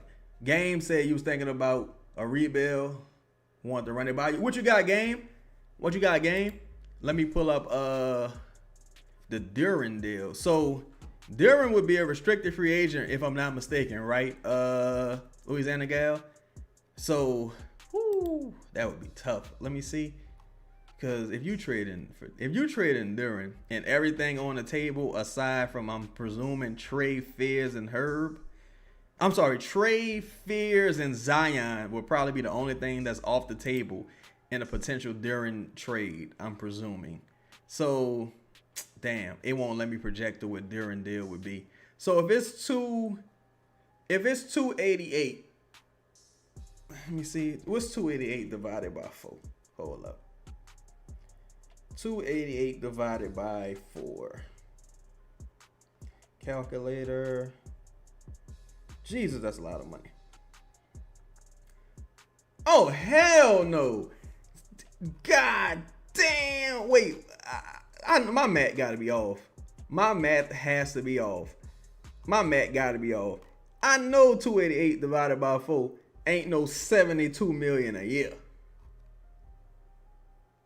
God damn. Oh, 5. I don't know why the fuck I keep saying 4. I'm about to say, boy. Oh, 57 a year. 57.6. Again, I can't see a world where they do that, right? To where they let Duren walk. But if they did, it would have to be something along these lines. I'm using the arbitrary, like, I'm pretending rather that he's making the 54 here. So let's say it was Duren, right? I don't know why I kept saying 4. Must be these glasses I got on 4. But let's say it's Duren for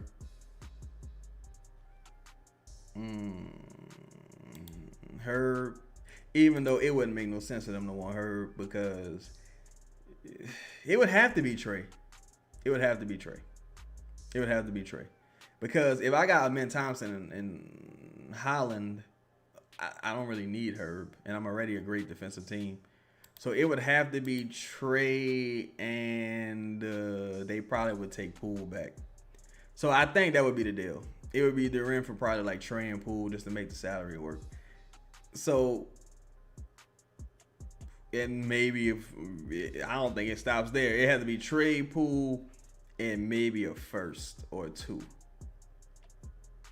Trey Poole and maybe a first or 2 would have to be the deal. But if you getting Duren, I don't know how Duren fits with some of the shit they got going on. Like, as far as Duren and Queen, to me, not a great fit. Just like I don't think Zion is a great fit with Queen. So now you're talking about Duren, Queen, and Zion.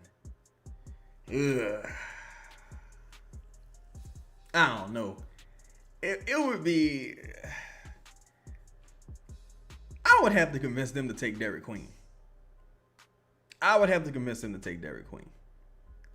be like, look, Queen, you got to take Queen, and you got to give me one of these. Maybe give me Holland. Like, but I just can't see the fit with 3 players like that. With 3 players like Duren, Queen, and Zion, that would be such a clunky ass fit. It's then my best shooter is gone, and Trey. I still got Herb here. Yeah, I could probably move Herb to a different team for some shooting, but I just can't see it. I can see Troy and Joe being interested. It would cost you Trey off the rip. It would cost you another large salary guy in the sign and trade. And then, wait a minute too. I just thought about something. With restricted free agents, if I'm not mistaken, because this is one of the reasons why teams couldn't trade for Kuminga, if I'm not mistaken. It would you could only send out a certain amount of money, and you would the take back number will be larger. So I don't really think there's an avenue for them to even go get Duren. Truthfully, I got to look at this closer, but I think I remember that being an issue with Kuminga. That when you try to do a sign and trade with a restricted free agent, you got to send out X amount of money, and you got to take back, like, it counts for damn near like double or something like that, or like their salary and a half you're taking back into the salary cap, if I'm not mistaken. Let me see something. A couple moves. So they say they decide to rebuild. Trade for Ace Bailey and Nurkic. Zion out. Trade for Ace Bailey and Nurkic. I don't think the Jazz would do that, to be honest. Al. I might. Let me see. Trade for Ace Bailey and Nurkic. Zion to the Heat for Ware, Wiggins, Mitchell. That might be giving up too much for Zion right now. I don't know. Say can get a pick for Trey or Zion. They'll take Sanak.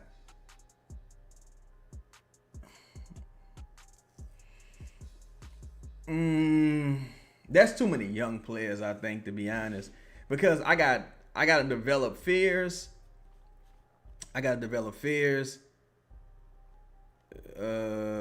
Ace Ware's already good, but Fears, Ace, Ware, and Queen, and Sanak, that's a lot of guys to develop at one time. It really is a lot of guys to develop at one time. Shit, that's a lot of young players at one time to develop. I would have to really trust the Pelicans to make that happen. Let's see. Future core is Ace, Fears, Queen, and Ware. I'm guessing I guess not like he more so with the second unit. I don't know. I would. I don't know. I don't know. I don't know. I think there's too many.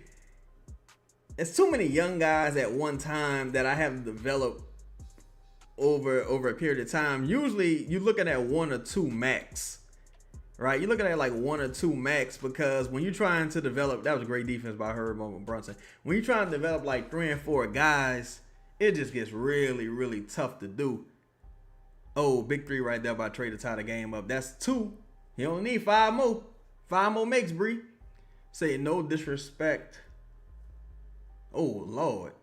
What the fuck was that by heart? No disrespect. I can't give Jalen Duren that type of money when I seen his defense without a SAR.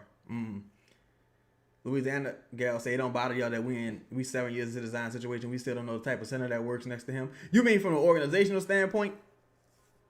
Like, honestly, I don't necessarily think you even would need that was a hell of a flop shot right there by Sadiq Bey. That motherfucker went in though. Dog, this dude Michael is on fucking fire. God damn. This motherfucker Michael is on fire.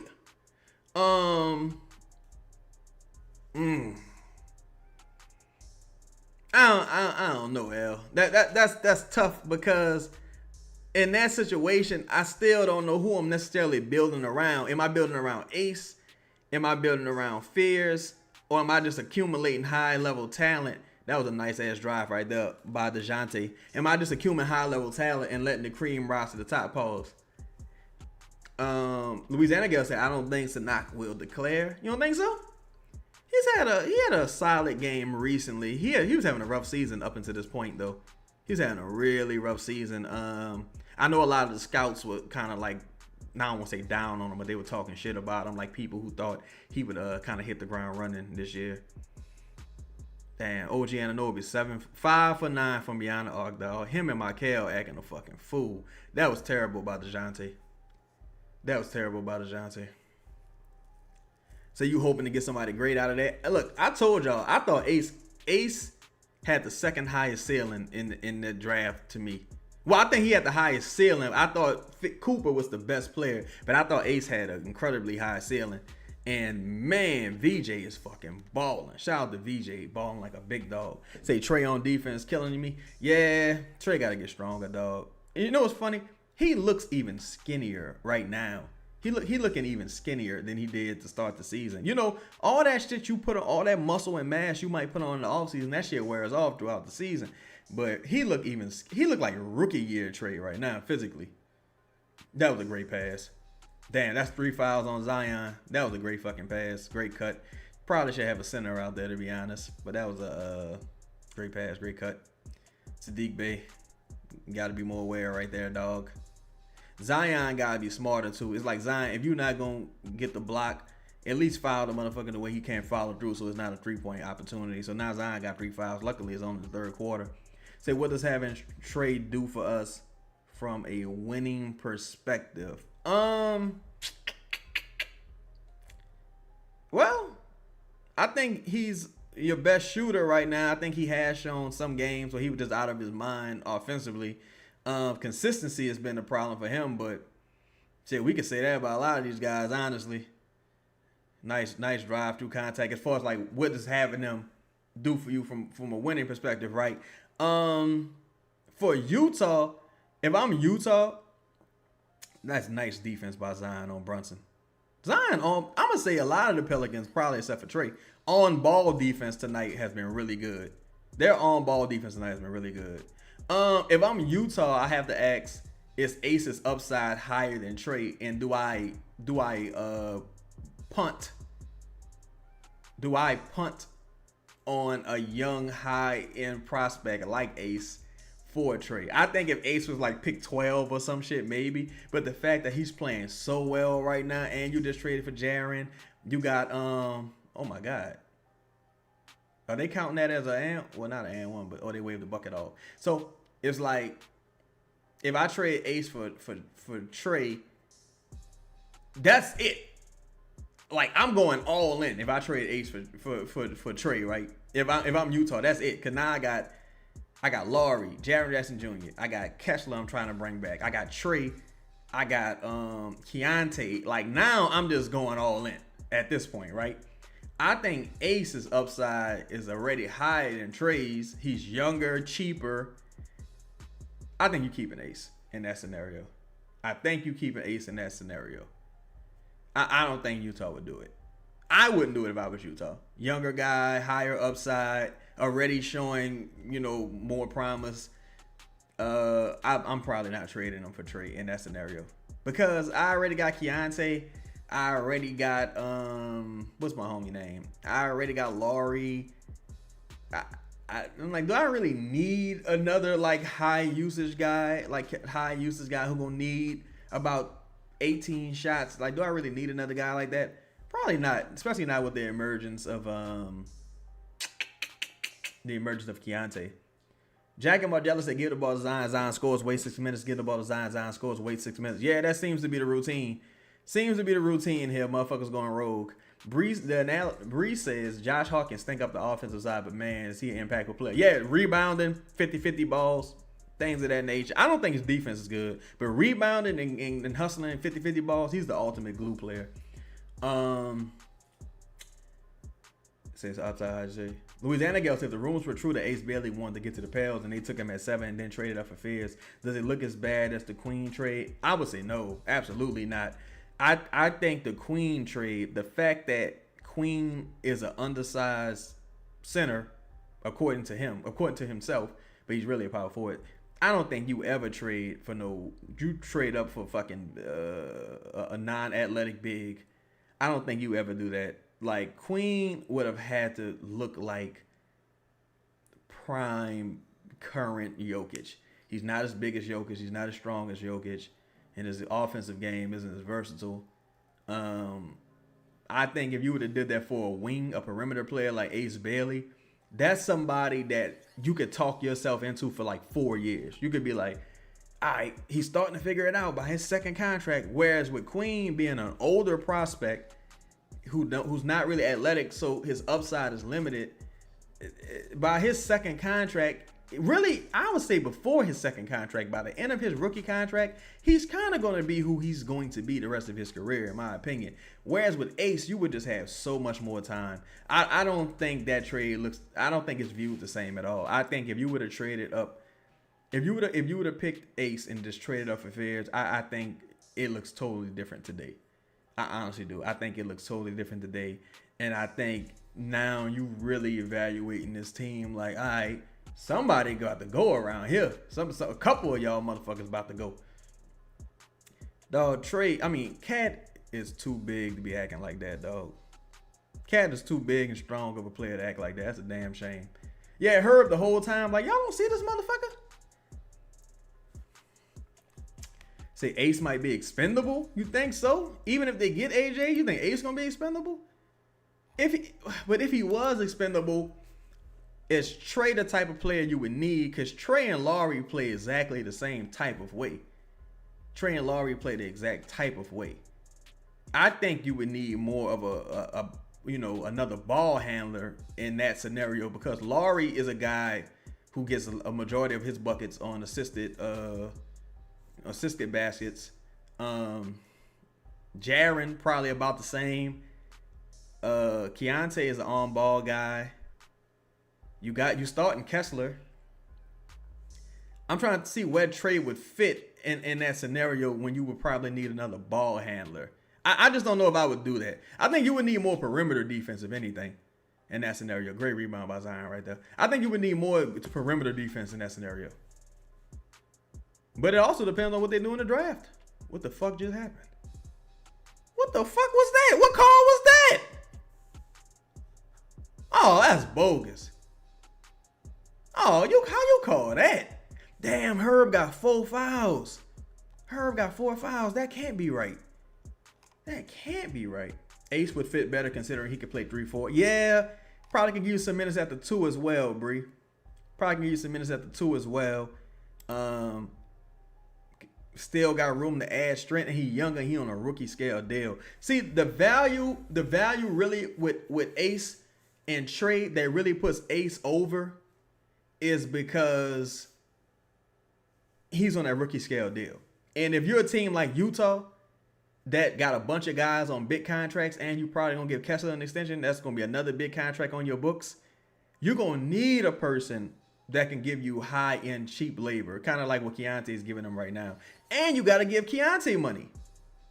So I don't know if they can afford Ace. I'm sorry, I don't know if they can afford Trey, given that he's not significantly better than Ace. Like, it would have to be a leap. And if you the Pelicans, it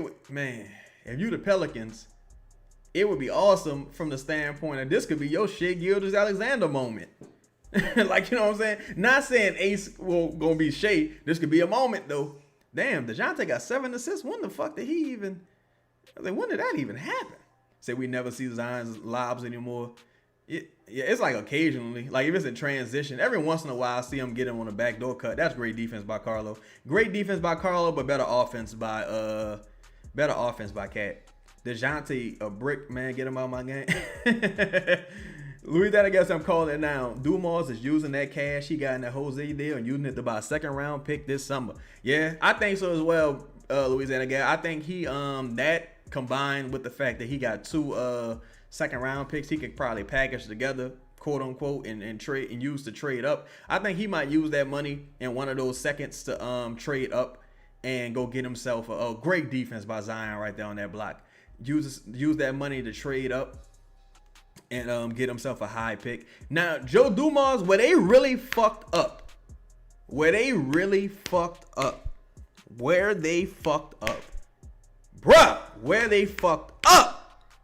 is not getting Renard.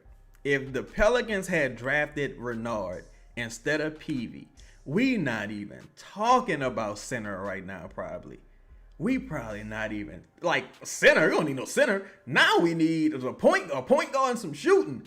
That pick, that was a miss. That was a hard miss. Now you absolutely need PV to become Herb Jones so you can trade Herb Jones for a center or guard or whatever. But oh my God, dog, this dude Renard has been incredible this season. He's been incredible this season. Yep, that was from the same spot on the floor as well, right? That's from the same spot on the floor as well. Nico say Zion to the Knicks would be box office if he can stay healthy. Yeah, you got to be a Knicks fan, Rico. But look, you ain't lying. Rico is right. Rico is right. But that's definitely something a Knicks fan would say. But Rico is right. Shout out to Rico in the building. Yo, if y'all in the building, man, hit that like button if you haven't hit it already. And consider becoming a member. Oh, nice drive. Oh, my God. Oh, that was fucking nasty. Boy, that was a nice-ass finish. That was a nice fucking finish, dog. Dog, that was a nice fucking finish. That shit was cold. That was cold. God damn, that was cold. That was cold. That was a nice drive and finish by Lion. I can't lie. That was nice defense by Carlo. I don't know if he quite got the block, but that was nice. Yeah, I don't see why people, I ain't gonna say people dislike Carlo, but I don't see why people sleep on Carlo, man. To me, Carlo cold. Carlo my son. Carlo my motherfucking son. Carlo my son. Yeah, the Renard thing. And look, I ain't know much about Renard prior to draft day. But once I saw him, I was like, oh yeah, that dude all right. I like him. But I didn't know much about him until prior to draft day because I absolutely would have been advocating for him. I like Thomas Sorber a bit. Shout out to Ivy for putting us on Thomas Sorber. I like Thomas Sorber, but you know, he immediately got injured with OKC. He could be somebody that OKC considers moving on from in a potential deal for Herb or somebody like that. I only say that because he went to school with Micah Peavy. We already know that they were scouting that particular school. So, kind of fits the Pelicans modus operandi. Big shot right there by Brunson. Big shot by Brunson. Yeah, Renard Cole. I wish if we would have gotten him, man, that would have changed everything, dog. Oh, I thought that was an and one by Zion. If we would have got him, that would have changed a lot. If the Pelicans would have got bro, that would change a lot. Like Renard is cold. Shout out to L for mentioning that as well. He mentioned Renard as well. Let me see. Man, that was a miss. You know, and I still like Micah Peavy, but boy, that was a miss. Fist of the Black Star say, if Queen gets to putting up consistent Zach Randolph like numbers, does it change your opinion of him?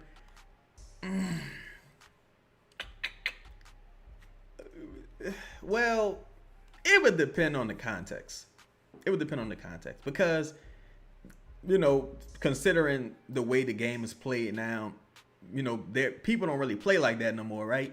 So if it's a situation to where Queen has the ball and he's like a ball stopper, but he's putting up quality numbers. I don't know, because I would also need to see him, you know, deliver on the other end consistently.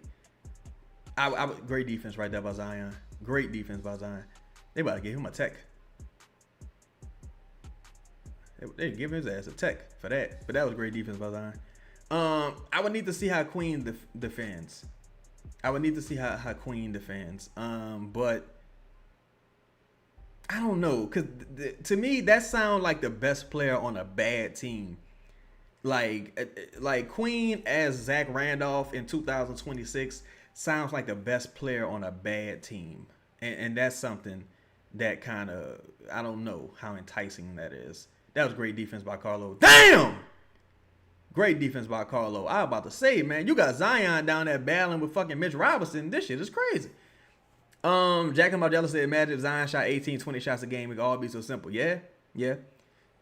Trey say, all of Pel's Twitter wanted that second round pick to be Renard. Could have got PV as a UDFA. Yeah. And when they drafted PV, some people felt like they reached also. Some people felt like they kind of reached. Yeah, I really like Klingon. You know what, Louisiana? I was told that they wanted to get Klingon. I was told that they wanted to trade up for Klingon. Because remember, Klingon was falling in that draft. I was told they wanted to trade up for him but couldn't get a deal done. A deal didn't materialize, but they wanted to trade up for Klingon, I was told, in that draft. That's a nice-ass cut. That was a nice cut by Clarkson right there. That was a good ball movement by the Knicks. Let's see here. Hold up.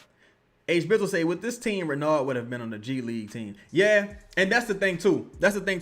When, big shot right there by Trey. What's that, 4? Is that 4 threes by Trey? He might get the 7. Y'all. He might get the 7. That was a nice step through right there. This dude, Mitchell Robinson, is a fucking problem on these boards, dog. But that was a nice step through by Brunson. This dude, Mitchell Robinson, is killing us on the boards. Oh, Trey! Oh! Hey, look. That boy might get the 7. That boy might get the 7. Look, whoever made that bet, they knew what they was talking about. They knew what they was talking about. Oh, never mind. He only had 4. Whoa, what's up with you, Dakari? Shout out to Dakari. Why is DeJounte allowed to shoot this much, man? DeJounte calling his own shots. DeJounte calling his own shots. He do what the fuck he want. He do what he want. DeJounte just gotta pick his spots better. I've seen him make some difficult middies in the late in games this season, but sometimes those shots are turnovers. Sometimes those shots are turnovers. You gotta be careful with that. Here come Queen. DQ about to check in the game. He just got to keep defending like he was defending earlier, man. He was defending great in the post, getting deflections. Got to help out on the boards because Mitchell Robinson is still playing with a ton of energy on the motherfucking boards. Mitchell Robinson had about 3 offensive rebounds. One of them was on that shot clock violation that would have been a rebound that they called off, but he had like 3 rebounds in a row. Now, look, because here's the thing. The Pelicans playing well. But this is my problem. Well, not problem, but this is something that worries me. Right now, everything is going right for the Pelicans. The calls are going right. They got the momentum in the building. They hitting threes, and they're only up by 2 points. That's what bothers me. Dakari said, how's Zion looking so far? He's looking good on both ends. Looking good on both ends, man. Zion defensively is playing very well, and offensively, he's looking good, man. Looking good on both ends. Justin Davis, look, L pointed out a perfect point. Look, yep, L. I was thinking the same thing. Everything possible going right for the Pelicans. Everything. And you're only up by 2 points. That's kind of scary. that's kind of scary. You feel me? So that's what kind of worries me. The Pelicans got to do their best to extend the lead. Honestly, this is kind of the time you want to ride the hot hand. Pause. You want to go with the lineup that's working because if you kind of let your foot off the gas a little bit and the Knicks go on a run, this could be a game that you can overcome. Chad said the Pelicans have conditioned me to always be thinking, how could we mess this up? Yeah, the Pelicans could be up 17 right now, and I'll be like, oh man, they need to push that lead to 30 because you need as much room for error as possible. And look, I'm not trying to be negative. I'm just keeping it real. You know what I'm saying? Shout out to everybody in the building also, man. What the likes at, man? What the likes at? Hit that like button while we on a timeout, commercial break, or what have you. Make sure y'all smash that like button, man. But yeah, this is one of them games, fam. This is one of them games where I'm like, everything going right, but we need to seal the deal. We gotta finish it. Finish the job. Cause look, Josh Hart only got 4 points. Watch Josh Hart come out here and hit a fucking 3 or something. They be like, Josh Hart, really with the clutch 3. You're like, we can't let shit like that happen. Like, you know what I'm saying? Keep your foot on the gas. Don't give these motherfuckers no room. There is no tomorrow. Don't give these motherfuckers no room to breathe. Where my Apollo Creed at? Shout out to Apollo Creed. Oh shit. Like Apollo Creed say, there is no tomorrow. There is no tomorrow. Don't give these motherfuckers room to breathe. Don't give them room to breathe. You understand? Say if everything goes well, that means bad for a quarter. Man, I hope not. But that's what our experiences have been, unfortunately. They playing well, and I don't know for a fact. These say they playing well, and I know for a fact we're going to get closed out by Brunson. Oh, God. And look, that's the sad part, that we kind of see this coming, and there's nothing we can do about it. But I'm hoping tonight is different. King Sam in the building said, we can't get a defensive rebound for our life, though. Yeah, Zion was battling with Mitchell Robinson under that rim, but Mitchell Robinson is a fucking monster. I ain't gonna lie. He barely played, but when he does play, he's a fucking monster. And the Knicks still getting good looks. It's just, all right. There go Brunson. All right, y'all. Come on now. We got to answer with a 3. Fine 25. Fine 25. Fine Trey. Look, somebody say y'all got PTSD. We do. Bree, we absolutely got PTSD right now. We absolutely got PTSD. So, yep, here we go. Great star, JB. Is that, oh, damn, they call it on the floor? That's free throws, man. What the fuck? Let's see if it's just Brunson about to shoot every shot. It's early, though. It's early. Brunson might not unload the clip just yet. Louisiana Gale say Fears played a great first half and we rewarded him with no third quarter minutes. He probably start the fourth quarter, but to your point, now he been sitting about fucking 40 minutes real time. That was stupid. That was stupid, Derek. Derek, that was stupid. That was stupid, Derek. That was stupid. Oh my God. That was stupid. That was so fucking dumb. Oh my God. I'm not saying Derek is stupid. I'm not talking about him. But that decision, oh my God. Why would you throw an alley in that situation? Oh my God. Oh my God. But yeah, if Fears do come back into the game, he been sitting about fucking 40 minutes. Oh my God. Dog, this dude Clarkson has made some exquisite high IQ plays tonight. I'm talking about cutting to the rim specifically. He's made some exquisite. Oh my God, DeJounte, that was terrible. DeJounte, that was terrible. What the fuck? DeJounte had no intention on passing the basketball. No intention. Great ball movement by the Knicks. We got lucky right there. Yeah, DeJounte didn't pass the ball not once. He didn't pass the ball not once. Box out. Big three. We needed that, boy. Sadiq Bey finally hit one. Yeah, DeJounte clicking. DeJounte clicking. DeJounte clicking. Look, there go Fears. No, what is wrong with Borrego? Look, Fears Borrego crazy. Borrego just had Fears at the scorer's table, right? And told him go sit down. He literally just did that with Zion at the end of the first half. What is wrong with your game management and substitutions, brother? Why you just don't know how to... what the fuck?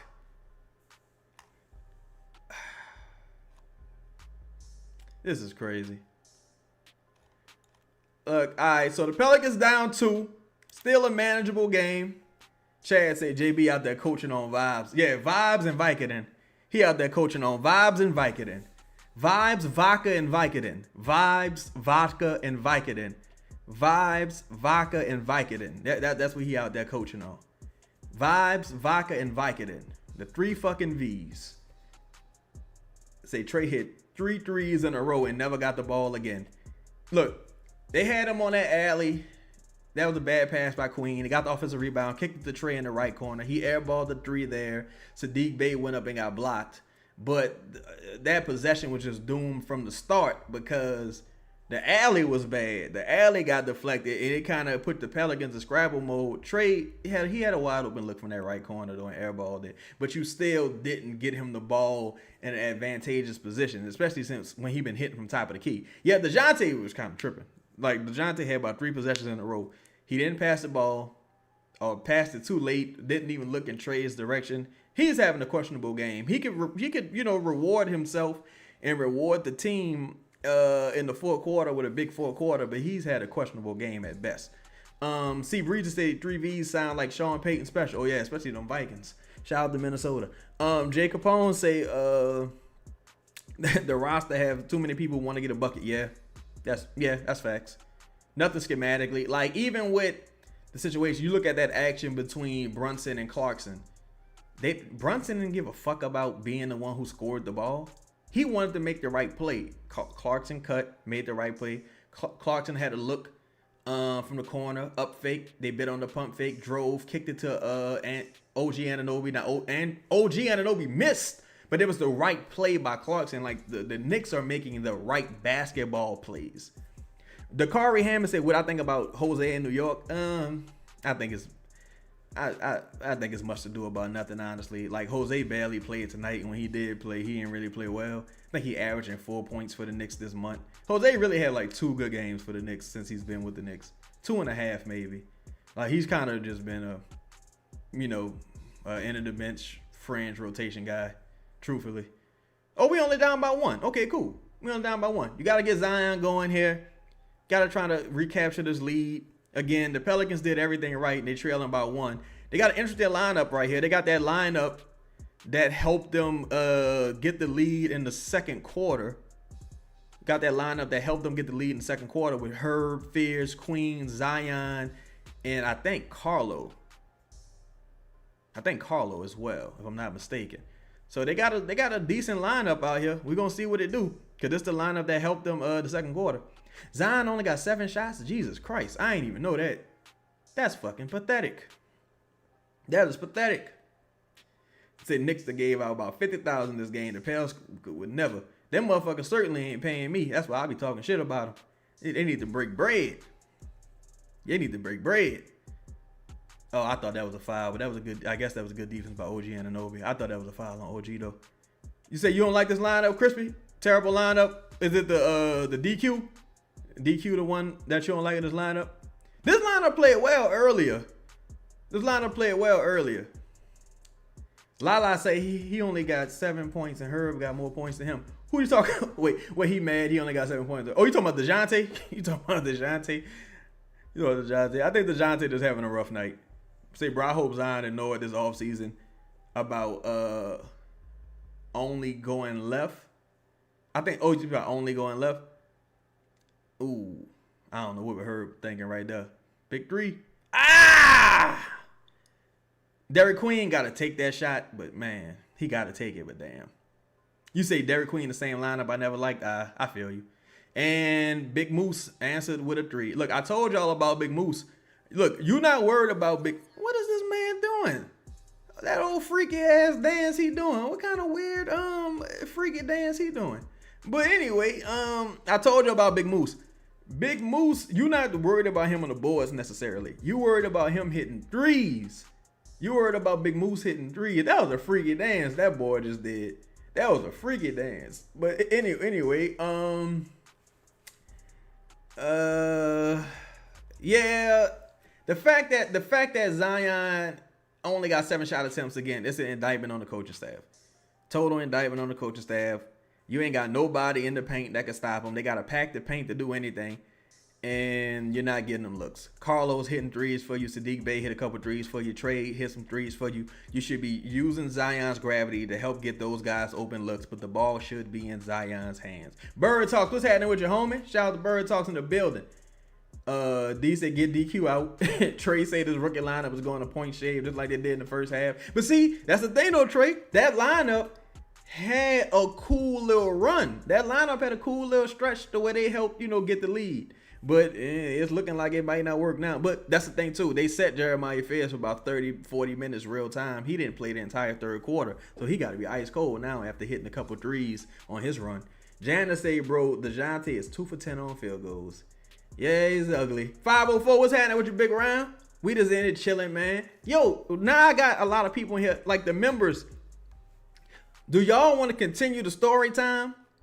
Y'all want to continue story time for the members? I don't know if y'all wanted to get back to just Pelicans, like, insider, quote unquote talk, or do y'all want to continue the story time as well? The members, let me know, man. Let me know what's happening.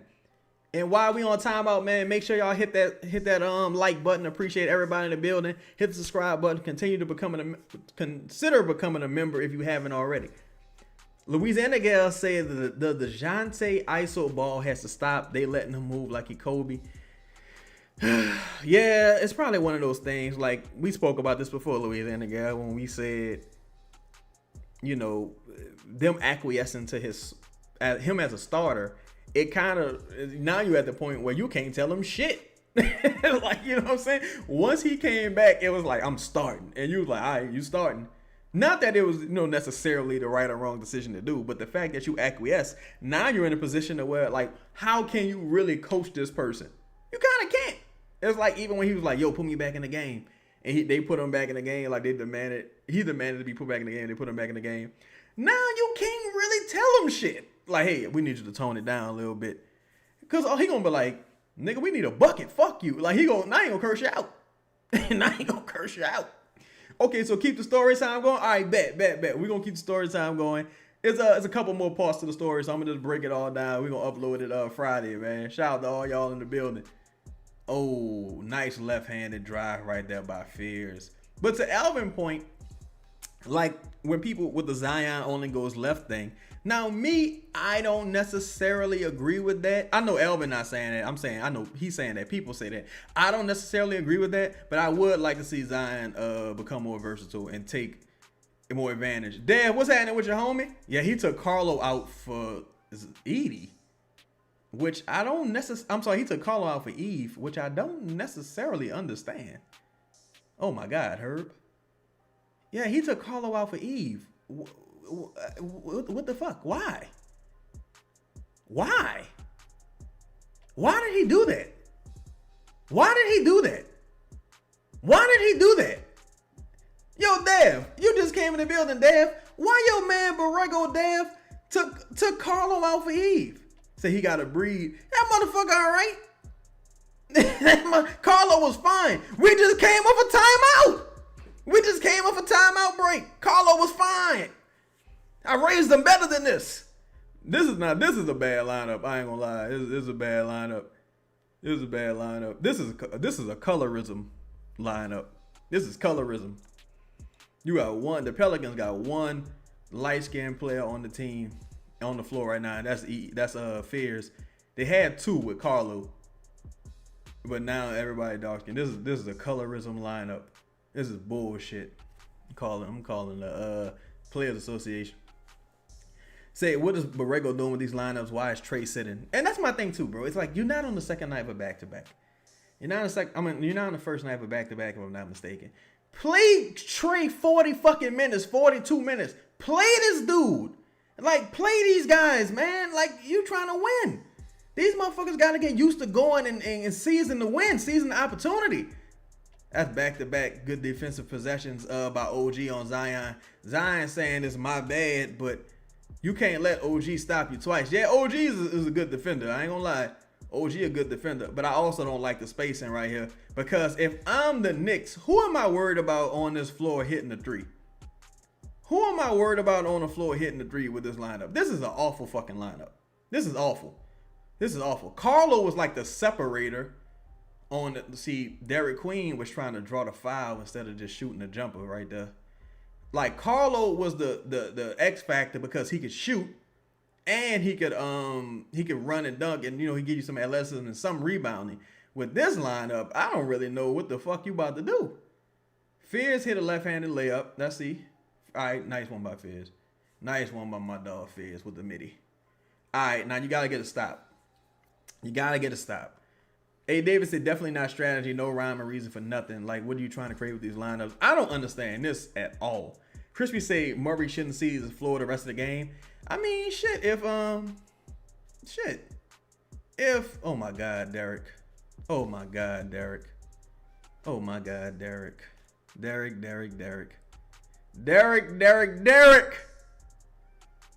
Oh my God. Look, he certainly fouled him. I hope they don't call that flagrant, though. They about to call that fucking flagrant. They about to call that fucking flagrant. He landed. Josh Hart did land on his foot, and you're supposed to clear the landing space. But I hope they just don't call that flagrant. Let me see. Did he land on his foot? Let me make sure. But see, Josh Hart jumped forward. He jumped forward, though. He didn't jump vertically and land on his foot. He jumped forward.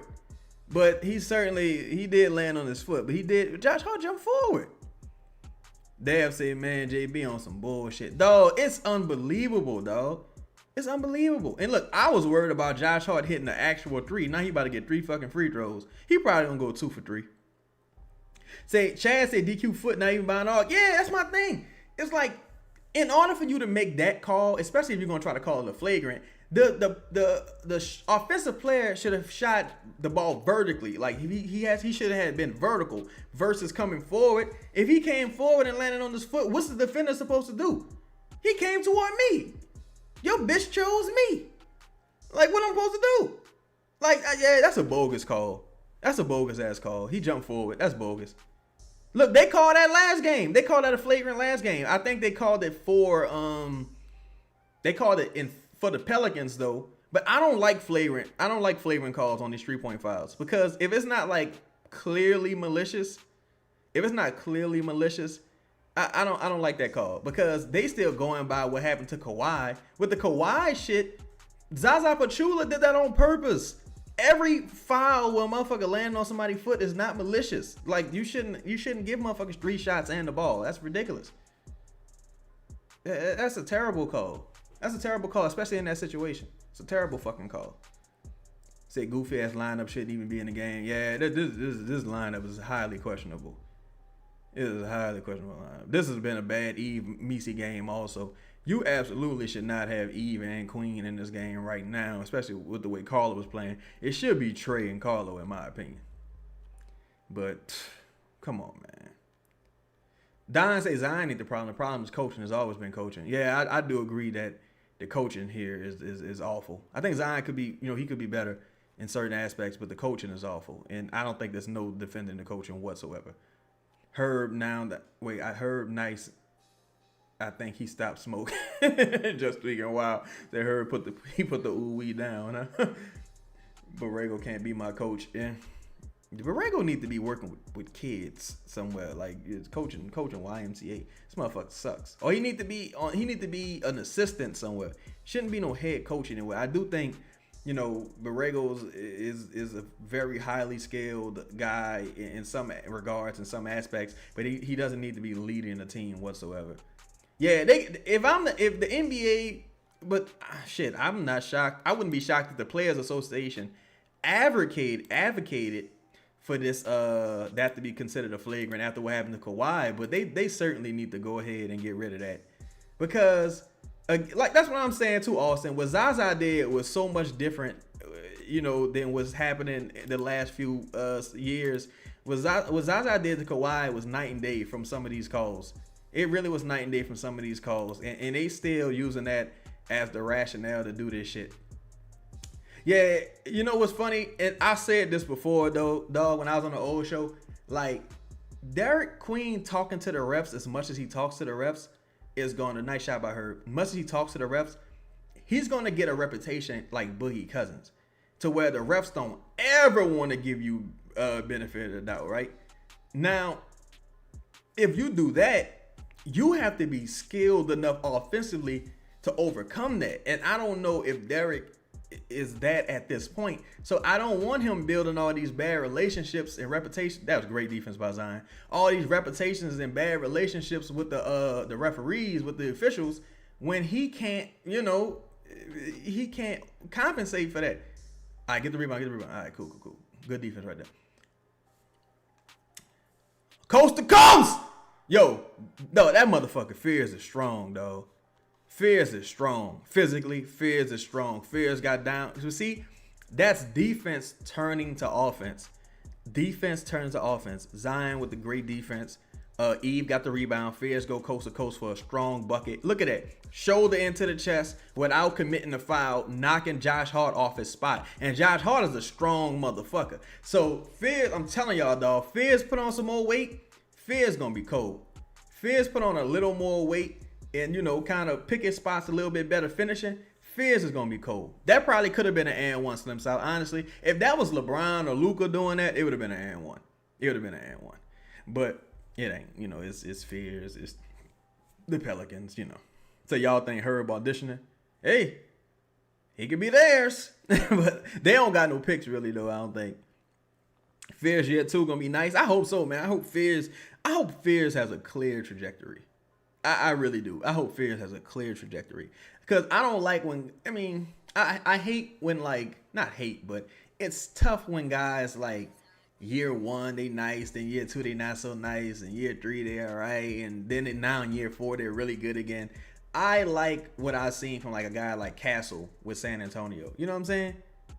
Castle by saying it, Castle is cold, and he been cold since he been in the league. He just cold every year. He's cold. I just hope Fears continues that trajectory and we get this man a nice coach.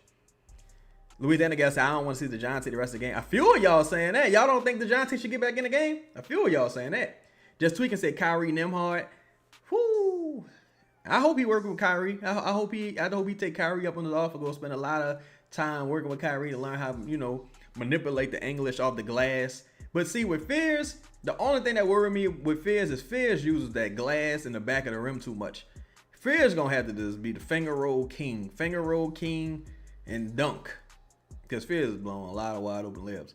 Fears, Zion is another person he could work with about kind of manipulating the English off the glass, or manipulating some finishes. But we just might never see another Kyrie and Zion, for us motherfuckers who just incredible at finishing at the rim. We might just never see that again. But I hope some of that can rub off on Fizz paws.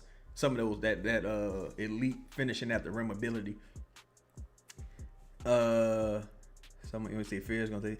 But you know what's funny for y'all saying Murray?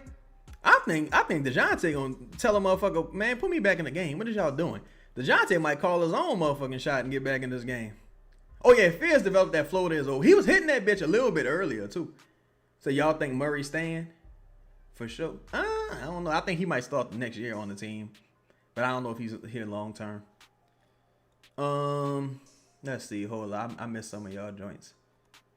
Say, remember what I was saying about Fizz since we drafted him? He only 19. Yeah, I was a fan of Fizz coming out of the draft personally. I didn't want us to go, and you know, some of those guys have turned out well, like Trey Johnson and a couple of other guys, but Fizz was my target. Fizz was my target. I hope that 3-point shot is real. I hope that 3-point shot is real, bro. Oh, this dude Brunson is cold, son. This dude Brunson is cold, son. This dude Brunson is cold. He cold, son. The thing I really don't understand about this lineup is Derek Queen.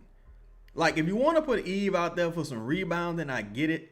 But I don't understand Derek Queen being out there at all over Carlo.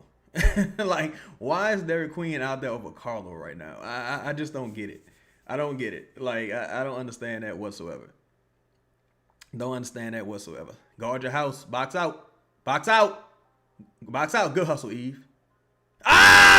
Eve! This motherfucking Mitchell Robinson. Eve had a step on him, but Mitchell Robinson too strong. Eve had a step on him, but Mitchell Robinson too strong, bruh. Mitchell Robinson too strong, bruh. Mitchell Robinson too strong. Eve had a step on him. Mitchell Robinson too strong, bruh. Mitchell Robinson too fucking strong, bruh. Damn! Yeah, I don't understand this lineup either. Yeah, this has been a terrible Eve game so far. It's been terrible. He still got time to turn it around, but it's been terrible. Mo say the Pelicans got some punk centers. Pelicans need a strong, big body center, though. They really do. Pelicans need some physicality at the 5. They put Trey in just now. Good defense by Trey.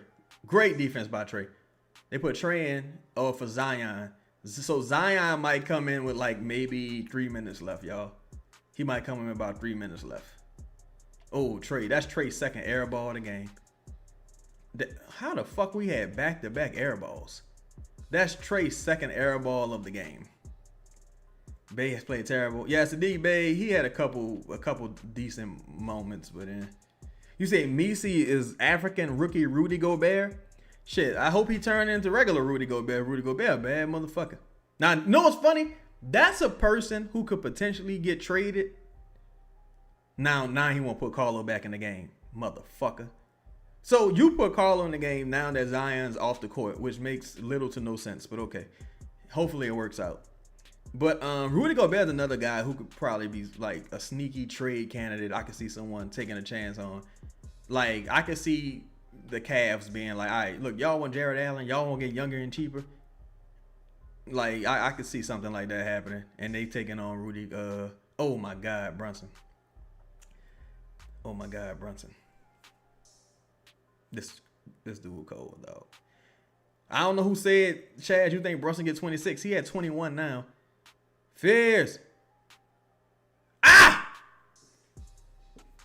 Let's go, Rook!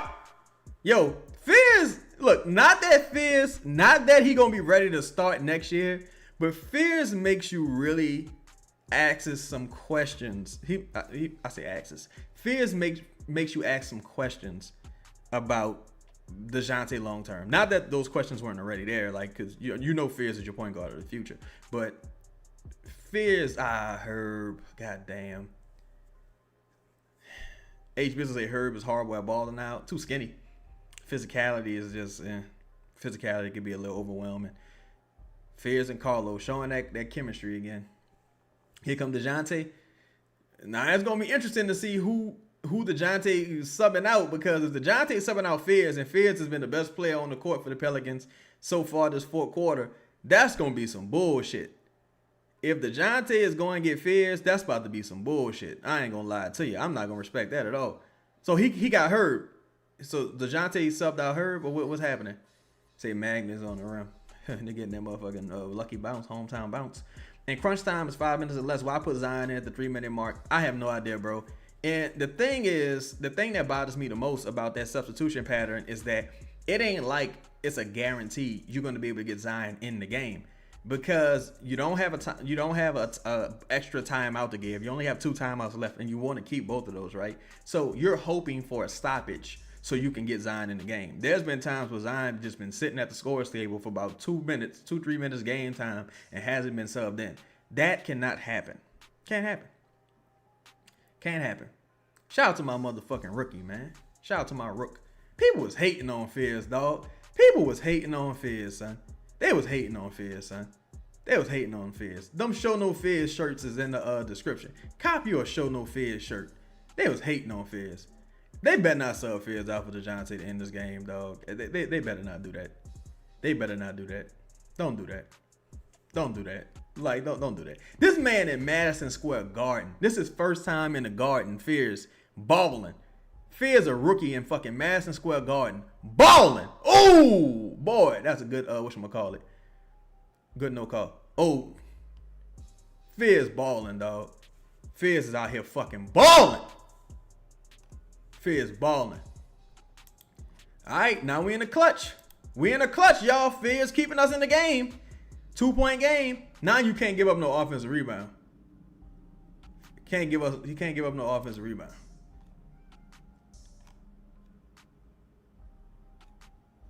Can't give up no offensive rebound here. Can't give up no offensive rebound. That dude balling, though. Lights ain't too bright for him. He got that killer instinct. He got the killer instinct. Killer instinct. Let's see. He turned up right now. So, yeah. Please do not take this man out the game after the timeout. Please. And look, if the Pelicans smart, it's 4:08 left. If the Pelicans smart, you subbing Zion back in here. Right? You subbing Zion back in here.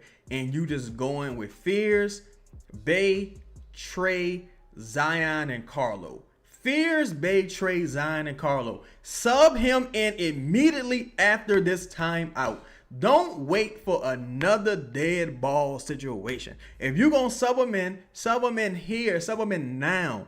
Because you don't have a bonus timeout to give, to use. You got to fucking do it. Got to do it. Oh, yeah, this Fizz best game. I agree, Louisiana Gal. Because I think the Chicago game, he was forcing it because he was at home.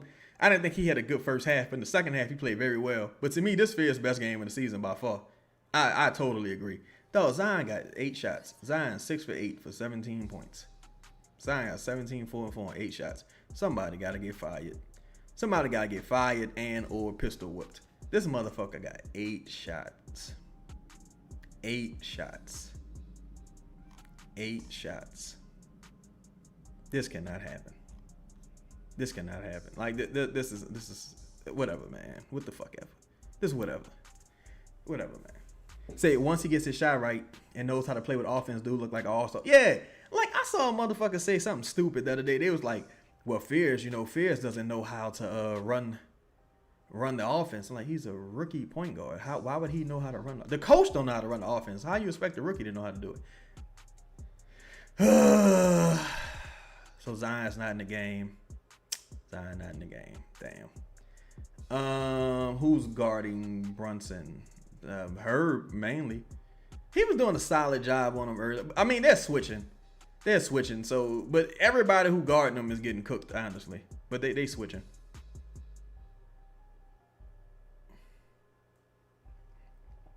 Let me see. This is the coaching staff limiting his use. You talking about Zion? Yeah, I think this is kind of dumb. Personally.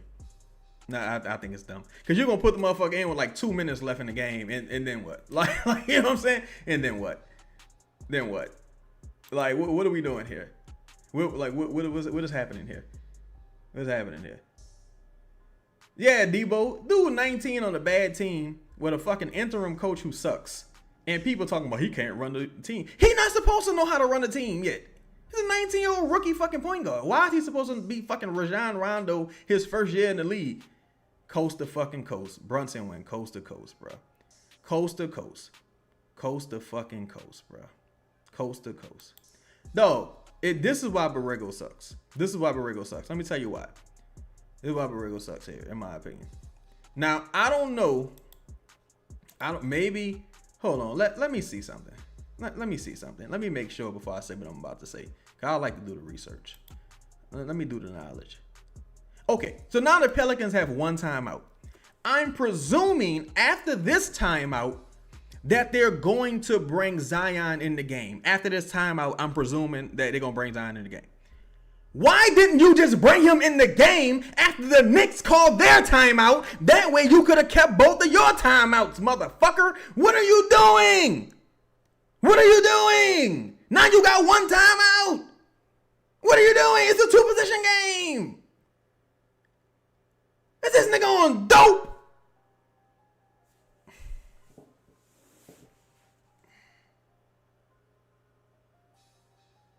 This man got terrible timeout and time management. Got awful time management. Stupid motherfucker. Damn. What's this man doing? And then here's the dumb thing. He did the same thing last game.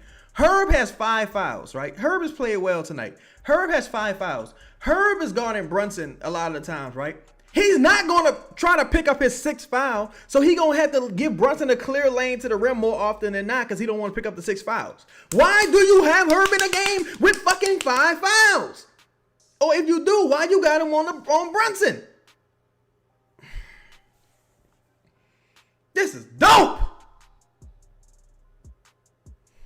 Boy.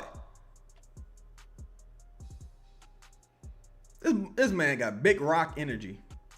This man got big rock energy.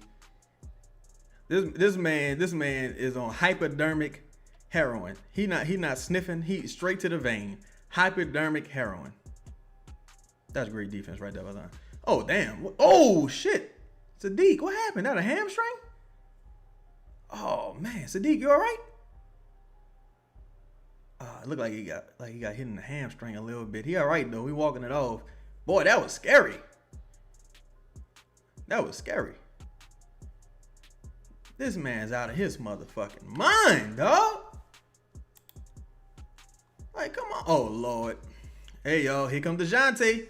We got some big DeJounte minutes coming up. Got big DeJounte minutes coming up.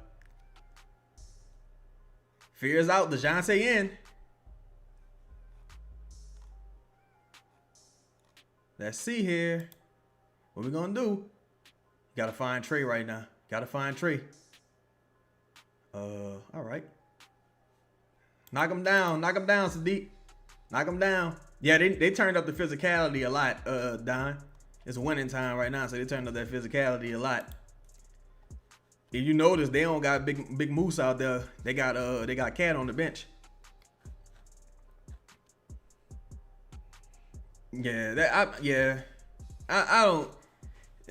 They letting these motherfuckers get away with some playoff physicality. The good thing is, for the most part, tonight they called it both ways for the most part, except for that Derek Queen flavoring, which I thought was some bullshit. But for the most part, they've been calling it both ways, in my opinion. All right, we got the free throws. We got the free throws. I feel like we ain't shoot free throws this fucking half. I feel like we haven't shot in free throws this half, to be honest. All right, we got to stop. We got to stop here now. We got to get a bucket. Got to get a bucket. Cut it to 2. Cut it to 2 or 1. We got to stop. Got to get a bucket. Got to stop. Got to get a bucket. Got to get a bucket. Don't turn the ball over. Just don't turn the ball over. Nothing dumb and don't turn the ball over. Okay. DeJounte got. Boy, DeJounte. DeJounte didn't even consider passing that basketball. DeJounte didn't even consider passing that motherfucking basketball. DeJounte had no intentions, Chung. It didn't cross his mind. Passing that basketball didn't cross his mind. It didn't cross his mind. That should have been an and one. That should have been an and one. That should have been an and one. Shout out to the person in the chat earlier who said Zion going 7 for 9. Shout out to you. Zion 7 for 9 right now. He might not take another shot. Shout out to you. Boy, DeJounte had no intention on passing that motherfucking rock, boy.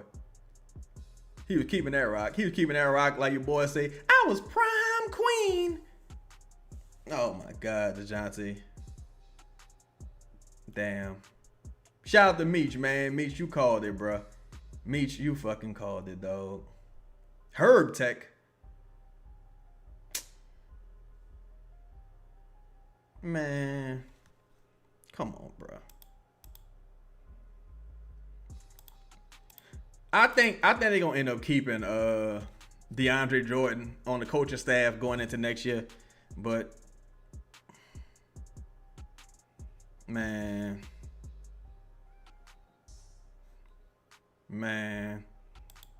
Y'all think this is, let me ask y'all something. Y'all think this is a season derailing loss? Y'all think this is a season derailing loss? I think that was on DeJounte because you can't wave at the ref, right? I thought that was on DeJounte, really, because you can't wave off the ref anymore. This might be a season derailing loss. Brunson got his 28. Let's see. Louisiana Gal say ain't nobody in the media is gonna ask him why he made this DeJounte substitution. Nobody gonna ask him shit. Nobody gonna ask him a fucking thing, bro. Like there's only like one or two people right now to me that's asking real questions to Borrego. I think the Rattler brothers are doing a really good job covering the Pelicans and asking real questions. Other than that, bro, and you know I got my dog Lito and them. You know, of course that's Lito. That's my bro for sure. But other than that, though, it's like, you know, Lito 5, you know, Chris asking real questions. But other than that, I ain't nobody asking Borrego nothing, dog. It's pathetic. It's pathetic. Meech, we almost had him, Meech. Damn. Yeah, as soon as DeJounte checked back in, it was over. Soon as DeJounte checked back in, it was over, dog. It was over. Soon as he checked back in, it was over. You know, I thought Eve was bad also. Trey kind of didn't do anything at all this quarter, but good defense. Whoa! I'm about to say good defense right there. Now, look, if we go down and hit a three, if the Pelicans go down and and score immediately or hit a three, it's a one-possession game. The stupid thing is you use your motherfucking timeout already. Is DeJounte, you going to pass the ball? He passed the ball, y'all. Zion, you got to go. You got to go fast. You got to go. All right, now that's the best case scenario because they stopped the clock. But man, I don't know what's going on with DeJounte, dog. He just having a rough night. Let me read some of y'all comments, man. It was on her, Brock. I'm like, that's such a weird fucking call to make. Should have just closed with Fears. Yep. Look, that's 2 times in a row, Trey. Fears had a great second quarter. Well, especially close to the second quarter. Didn't play the entire third quarter. Had a great fourth quarter. Then you took him out the game. Yeah, leave Borrego in New York. That's what his heart is anyway. That's what he want to be. He FaceTiming Jose and shit. Motherfucker, you with the ops. What they say, you fuck with the ops, duck with the ops. You with the ops. Stay your ass in New York. The tax is high as a motherfucker out there too. Hope you like it, bitch. It's cold too right now. This is the DeJounte not come. I'm sorry. This is the Borrego not coming back loss. It might be. This would be 2 of them bitches in a row. This would be 2 of them bitches in a row. Wouldn't this be? This would be a 28 game where the Pelicans. Damn, this would be a 28. No, I don't think the Pelicans ever led this quarter. I gotta look again, but I don't think the Pelicans ever led this quarter. Because if they did lead this quarter, it would have been a 28 game that they lost this season after leading in the fourth quarter. But I don't think they ever led this quarter. No, they didn't. The Pelicans never led this quarter. Okay. This man waited too long to put Zion back in the game. Then he subbed out Fierce for no reason. Look, I told y'all though. I thought Murray was about to be like, yo, you need to put me back in the game. And they did it. But whatever. Let me read some of y'all joints. Debo said the entire team had bad IQ in the clutch. Except for Fierce. I thought Fierce played well. I thought Zion played moderately well in the clutch. Again, man, offensive rebounds. DeJounte just not passing the ball, not picking his spots well. All right, now the Pelicans got 1 fucking timeout left. You gotta go. You need 3 here. And 1.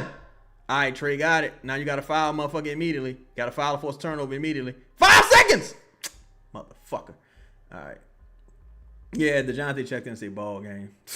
Debo say, brother, we have a consistent habit of choking against playoff to decent teams when it's in the clutch time. We foul the over, can't guard, and can't shoot in clutch time. Yeah, bro. That's why I always say you got to measure yourself based on how you look versus the best. The goal ain't to be better than the worst teams in the league. The goal is to be as good or close to good as some of the best teams in the league, man. And again, I'm not, I keep it real. I'm a realist. I'm not trying to be like a negative person. I just try to be real. And it's like, I don't give a fuck how well you playing against these tanking teams or you beating up tanking teams. Motherfucker, when it's go time, when the bully comes on the block, when the big bad motherfuckers show up, how you gonna respond to that?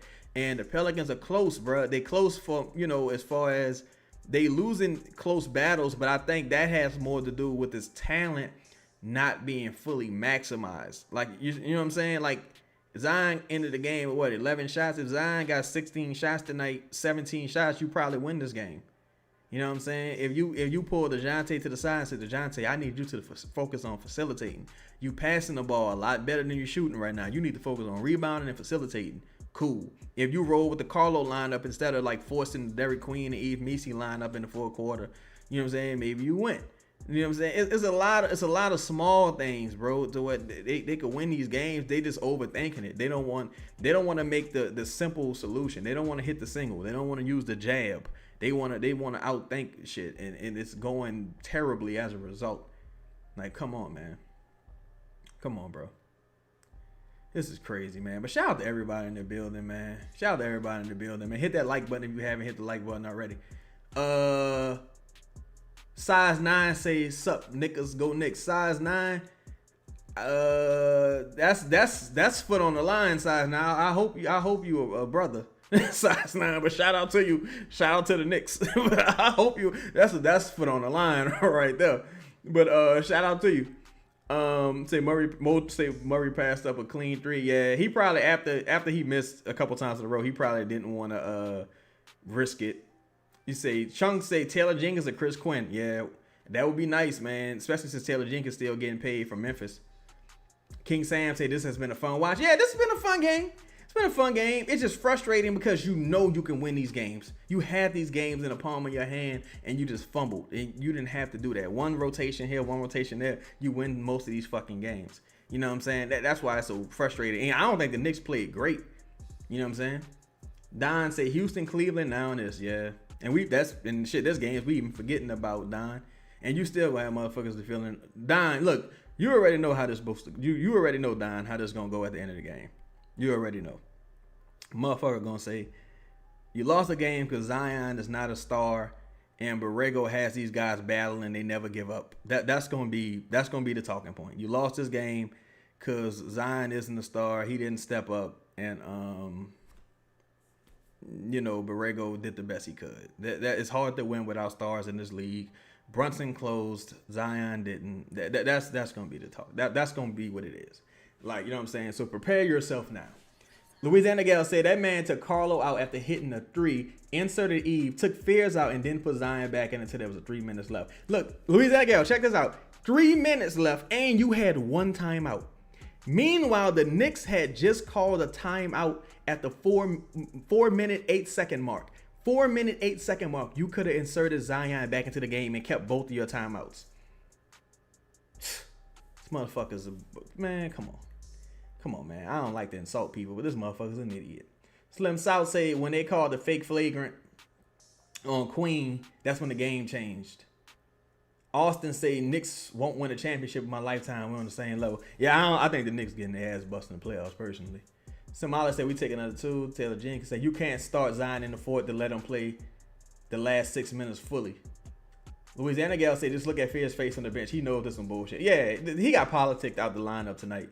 Fears got politicked on tonight. Dirty politics. Jay Capone said, I feel like the front office going to go for the cheap hire and the guy they know.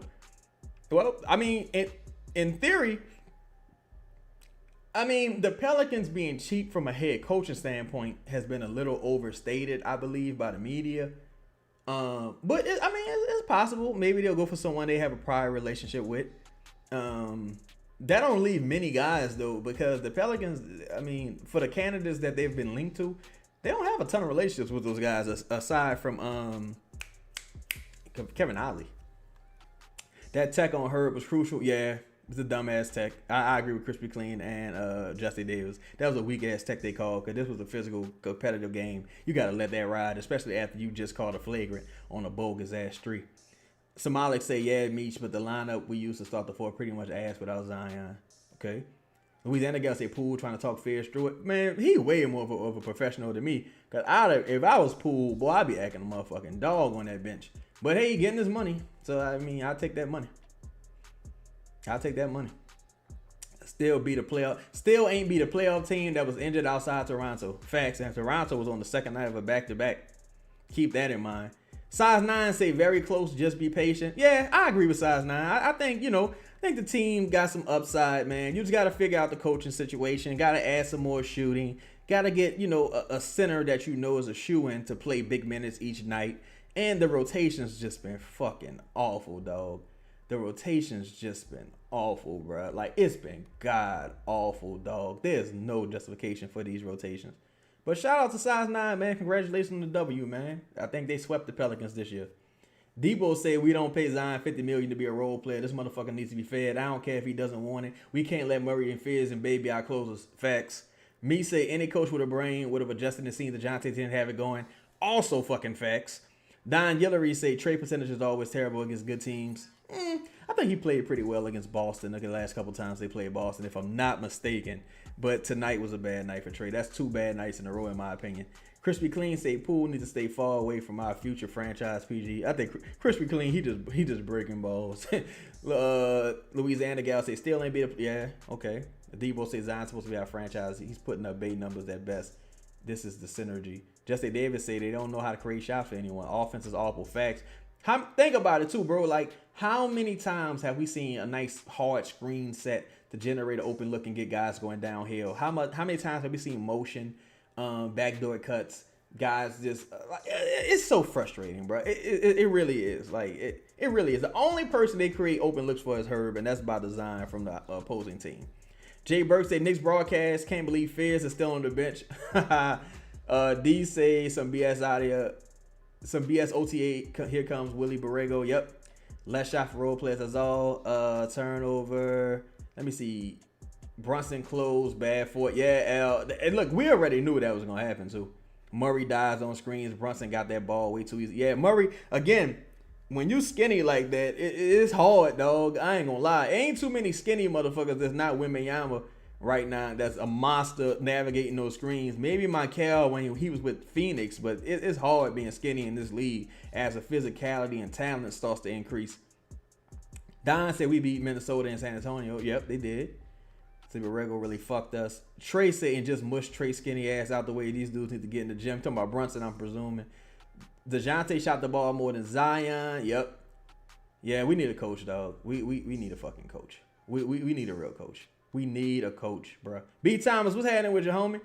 Yeah, we need a coach. We need the coach. Somali say we got the Pistons next game without Cade. No shot we lose that, right? The Pistons have a really good record this year without Cade, honestly. Not that that's indicative that they don't need Cade, but they have a good record without him. I really like Josh Giddey. I know Blueprint. I know you might be joking, but I like Josh Giddey. I think Josh Giddey's pretty good. But yeah, man, I think JB got to go. I think JB Borrego has to go. Let me say his name. James Borrego has to go. He's awful. He's not meant to coach at this level.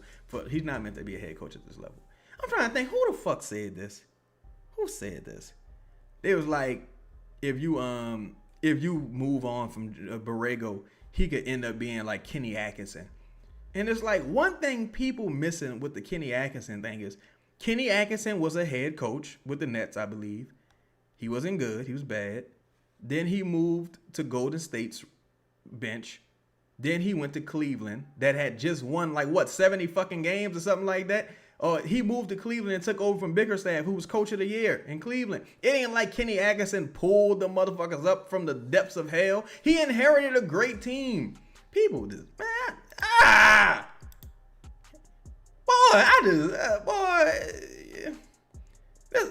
motherfuckers lucky. Oh, with the Nets, he went to the playoffs via the play. But motherfuckers lucky that I'm man, whatever. I'm trying to turn over a new leaf and not be you know, super ignorant with shit. But man, let's give out these player grades, man. Shout out to everybody in the building. Hit the like button if you haven't hit the like button yet, man. Much love to all y'all. I can't believe it's motherfucking 10 o'clock. Kenny Atkinson was good in Brooklyn. Who was on that team with Brooklyn? Was that the last years of the Kevin Durant years? Was that the last Kevin Durant years? See, it was up and coming. Remember, that's why KD. Oh yeah. My bad. Okay, so I'm overthinking it. I think that's when Jared Allen was there, right? When Jared Allen was in Brooklyn, but he got fired from them. Went to. Oh, that's D'Angelo Russell, Spencer, Jared Allen. Ooh, I mean, I would say that team overachieved, and probably as it overachieved because of Kenny Atkinson. I will say that Kenny Atkinson had that particular team overachieving. I don't think the team was necessarily good, but it did have him overachieving. Then he went to Golden State, if I'm not mistaken, and then went to Cleveland. All right, let's give out the player grades, man. Can y'all see the screen and everything? Hit the like button if you haven't already. It's funny because Caris LeVert had went to Cleveland right before Kenny Atkinson, if I'm not mistaken. It's funny how sometimes players and coaches tend to follow each other. All right, so Saddiq Bey, Louisiana Gal said my partner from Clutch had me so hyped when DeJounte came back. Well, I'm already over this experience. Yeah, I think he's been okay. Like I think if I had to give DeJounte a grade since he's been back, I would probably give him a B minus. Like a B minus. The turnovers have just been insane. Like let me see how many he had.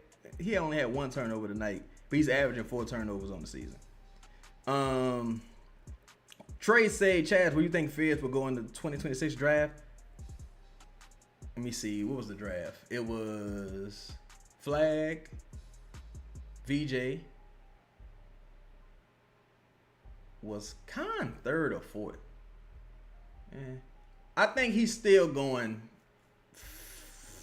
5th or 6th at best. 5th or 6th at best. Because he's not going... Let's just take Cooper out the equation. He's not going over VJ. He's not going over Ace. He's not going over Khan. I think the Trey Johnson shit is kind of where the question starts. I think he's still going like 5th or 6th. All right, let's go with the grades. So Saddiq Bey, 6 for 13, 4 for 6 from behind the arc, 4 rebounds, 2 assists. I give Saddiq Bey a C minus. Zion Williamson, 8 for 10 from the field, 6 for 8 from the free throw line, 4 rebounds, 2 assists. 1 block, 1 steal, 22 points. I give Zion a B+. You know what? I'm tempted to give him an A-, but he just ain't shoot the ball enough. But I give him a B+. Herb Jones. Herb Jones, 6 for 8 from the field, 1 for 2 from behind the arc. 2 rebounds, 6 assists, 5 fouls, 1 turnover, 1 block, 13 points. I give Herb a C+. Give Herb a C+. Herb kind of got most of his points early in the game, and then he kind of shut down. Trey Murphy, 6 for 15 from the field, 4 for 12 from behind the arc. Damn, he lost that bet. 4 for 12 from behind the arc, 6 rebounds, 2 assists, 2 fouls, 16 points. I give Trey a D. I'm gonna say Trey got a D minus.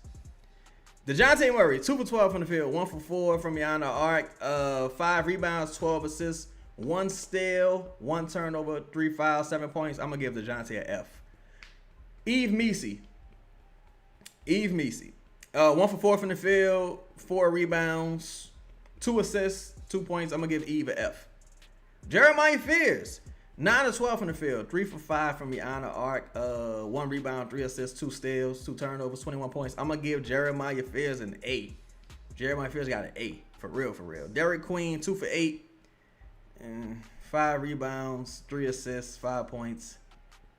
I'm gonna give him a D as well. Carlo, 5 for 6 from the field, 2 for 2 from the behind the arc, 3 rebounds, 12 points. I'm gonna give Carlo a B+ as well. Give Carlo a B+ as well, man. Hey David, you still got Trey going over Fizz? I don't know. It's tough being an undersized guard because that alone kind of like nixes a couple of your strong points. But it's tough being an undersized guard. But yeah, man, I think the last couple of games probably some of the DeJounte hype probably wore off on people a bit. But man, shout out to everybody in the building, man. Much love to y'all. I was looking forward to playing at Jarrell Charles too, man. I thought we had it, but Pelicans lose tonight. Yo, shit. With the Pelicans lost tonight, I think with the loss tonight, the Pelicans are officially eliminated from the play-in. Because the Warriors won the other night, I think. So I think with the loss tonight, somebody let me know if I'm mistaken. I think with the loss tonight, the Pelicans are officially eliminated from the play-in. So it's over. And but we still gonna be here. We got what, about 9-10 games left? Man, we in here, man. I appreciate everybody's support. I hope Borrego keep his whole ass in New York somewhere. And we can go on about our motherfucking business. B. Thomas said the hype from last week feeling real different, huh? That's why you really can't buy the hype, dog. You need a large enough sample size to really critique people. And I thought DeJounte had about 2 good games in a row, like 2-3 good games in a row, and now he's had 2 bad games in a row that offset the good games. So he's been okay. You feel me? But man, shout out to everybody in the building.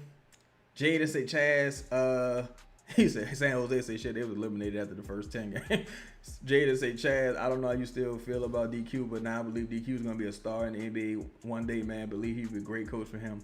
We good. I don't know. I hope so. I hope he's awesome, but man. Jay Burke said that's all, folks. Fuck. Nah, D, I think that Atlanta pick, look, I ain't gonna lie. Yeah, I didn't want the pick to be top 4, but to me, anything in the top 10 is too high to trade at this point. With the way, from what we've seen from Derek this season, if you traded the 10th pick for Derek, it's high. Because if you could have just got Renard, then that make it look even crazier. Yeah, there's no saving it. There's no saving it, honestly. There's no saving what happened with that trade. There's no saving it. Derek has to become a fringe all-star type player at this point. Because anything in the top 10 is too high to trade, at this point. At first, I could have talked myself into like 6, 7, 8. I could have talked myself into that. But anything in the top 10 right now is too high. It's too high. Let me see. Zion finished the game. Let me see who got more shot attempts than Zion. Sadiq Bey, Trey Murphy, DeJounte, and Fears all got more shots than Zion. That's crazy. RJ, so you want to Renard at 40? Once I found out about him, I wanted him at 40, but I didn't know much about him before the draft, honestly.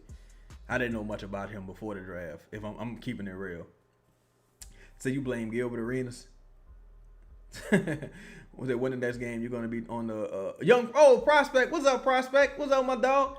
Oh nah, dog. I don't work with BKM no more, dog. Shout out to my homie prospect, man. I don't work with BKM no more, brother. I'm on here, man. I went signed a debt row. I signed a debt row, man. I'm doing my own thing over here, big dog. Yeah, RJ. Only people I really knew about in the second round, the guy from Arkansas who went to I like Thomas Sorber, but that was more of a at pick 23.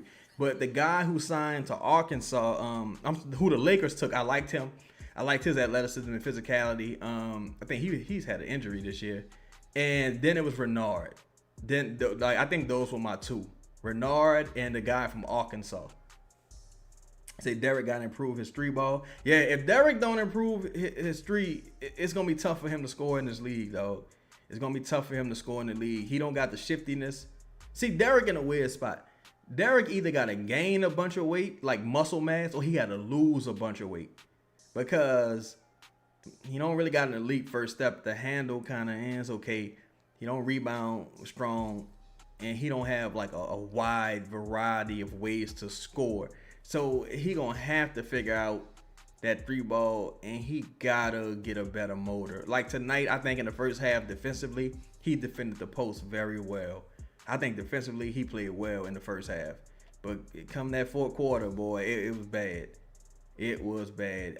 Jay Burke, exactly. That's my comp. I think Derek got to find a way to become David West. he got to become David West. Like he gonna have to be a pick and pop guy, and occasionally he put the ball on the floor and drive. Maybe he don't get a great whistle neither, and him complaining to the refs that don't that ain't gonna help him get a great whistle, because now you're gonna build a reputation of being a complainer, and the refs they don't like motherfuckers like that. They gonna start hating on you for real. The Pelicans only shot 13 free throws tonight, y'all, to the Knicks 22. The Pelicans hit 15 threes. They lost the rebounding battle by 10, if I'm not mistaken. Yeah, they lost the rebounding battle by 10. So basically, it was free throws and rebounding. Free throws and rebounding, bro. They took care of the ball. The Pelicans only had 7 turnovers tonight. The Knicks only had 9, but 7 turnovers. Prospects say at best DQ could become Lamar Odom. Man, that's at way best. Because at one point, Lamar Odom was like the best point forward in basketball. That's way best. I ain't gonna lie. That would be ideal. If he became Lamar Odom, that would be really good. I ain't gonna lie. Alternate reality says, is Jose getting paid? I don't know. I think Jose gonna opt in, honestly. I think Jose should opt in.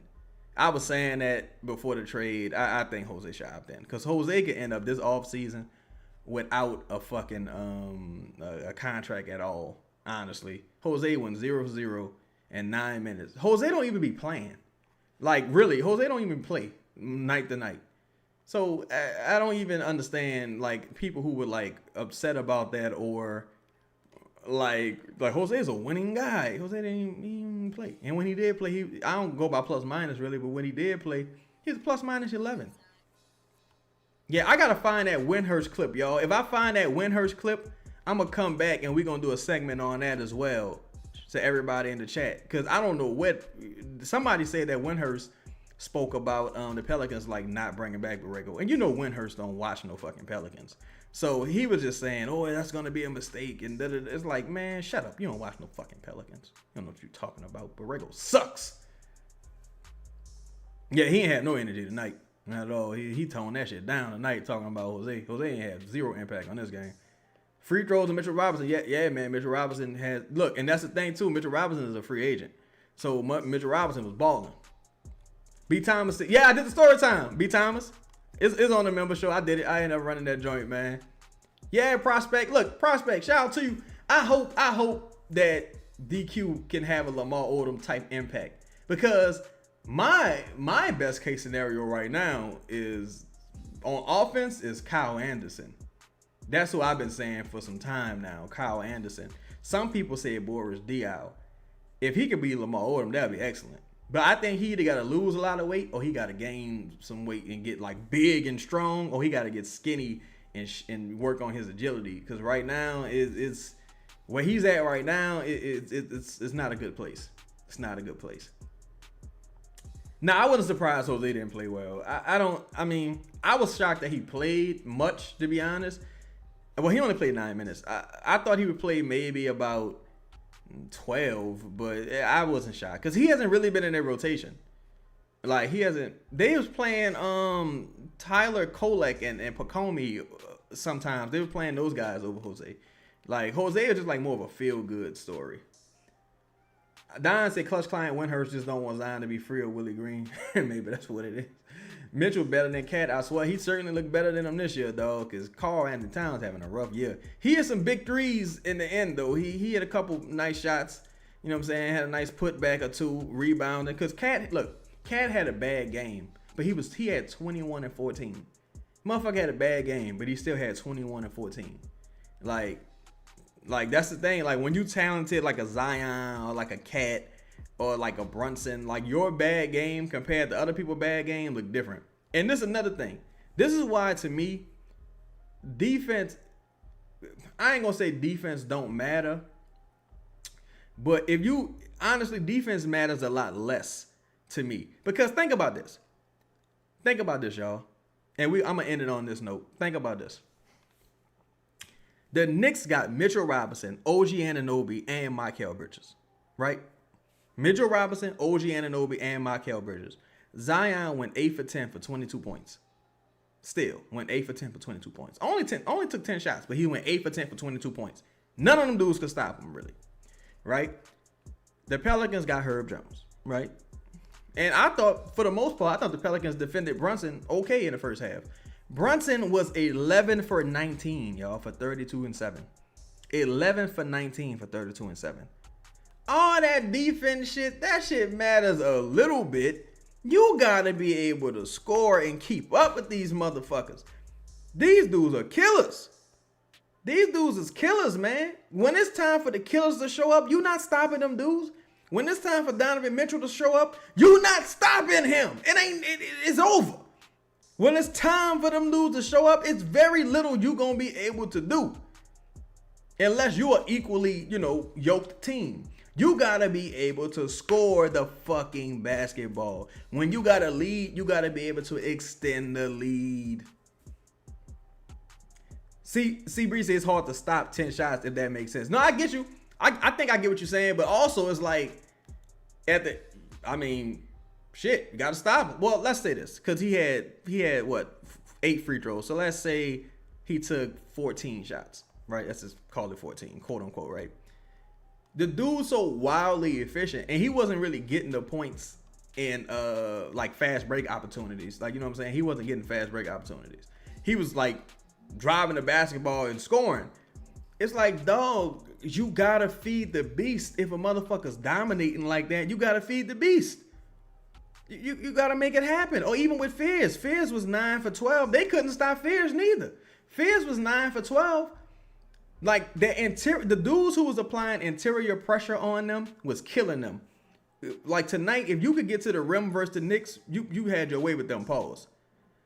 Fizz 9 for 12. You couldn't stop him. You gotta feed the beast, man. There's no reason in the world Fizz only played 19 minutes when DeJounte 2 for 12. Come on, man. Like the politics gotta go, dog. Politics gotta go. Politics gotta go, dog. Yeah, Jay Burke. That's what Yep, I agree with Jay Burke, dog. It's like only 2 players who attacked the rim scored. If you attacked the rim, you was killing the Knicks. Because Cat don't want no problems, and Mitchell Robinson don't really play extended minutes. So if you was attacking them motherfuckers at will, you was getting there. Like you was getting buckets. Louisiana Gussie Fizz has the 3rd most games in history by a team that do 20-point games and 0 free throws. That's crazy. That's crazy. Especially with the weight, because Fizz don't shy away from contact, so that is crazy. B. Thomas say he loved defenders. Kobe say he loved defenders like Tony Allen. Tony Allen was a hell of a defender, but when the real deal show up, when motherfuckers like Kobe show up, them elite bucket getters, it ain't nothing you can do. And shout out to Tony Allen, former Pelican, but it ain't nothing Tony Allen was gonna be able to do with no Kobe. He couldn't guard Kobe with the Bush or ball head Kobe. It wasn't nothing he gonna be able to do. See, Breeder say when Rondo our head coach next year, Zion got to average 18, 21 shots a game bare minimum. I hope so. I hope we do get Rondo too. See, Breezy, we got to speak this into existence. These say we have to remember that Zion had 27 a game. He's capable. This is 100% bad coaching. Field goal attempts went down every year. The new coaches since SVG. I think Zion got to at least be at 18 shots a game. At least 18. Pales could have definitely won this game. Zion took 20 shots. Yeah. And see, that's where it always gets to the point of whose fault is this? And for me, I never let the head coaches off the hook because it's like, bro, if the defense isn't great and the offense isn't great and the guys aren't playing like the hair on fire, so you're not like a master motivator, you have to tell me what skill set that you're actively bringing to the team. Are you maximizing the guys? Are you putting guys in position to succeed? Or like the rookies developing at a crazy rate? Like what exactly are you doing? Are your rotations good? Are your in-game adjustments good? Is your timeout management good?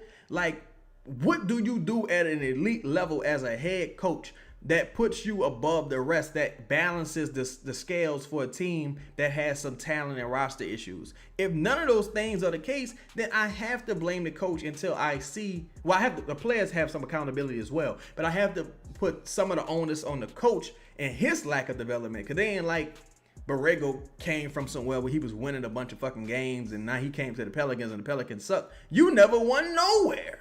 You literally never won anywhere. So, like, to me, that's really the issue. Gooney said we never gonna win until Zion starts shooting at least a constant midi. Yeah, shit, he definitely got to add some variety to his game, because that'll help him get more shots as well. If you were shooting threes or shooting that midi, you can tick up some of your shot attempts. Yeah, the Hornets killed the Kings. Shout out to Charles Lee, who should have been the coach of the Pelicans. That Jonte 2 for 12, Trey for 6 for 5. This game wasn't about Zion. Yeah, it wasn't about Zion.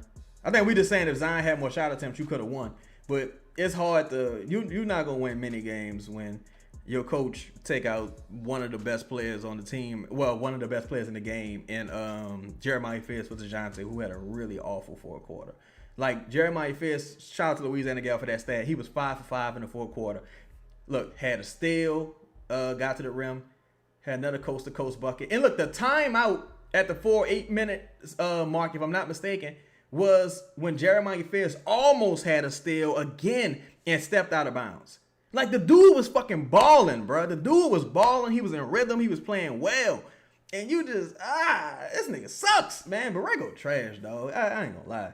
Borrego motherfucking trash, bro. Like, I should have been exposed this motherfucker. I ain't gonna lie. Jay Burke said Knicks broadcast were borderline laughing at us over not bringing Fears in. Because it looked like you tanking for no reason. It looks like you tanking for no reason doing that. Like, it's stupid. D said the Ootmars did say it was coaching. You know what's funny about that too? D, shout out to that point about D.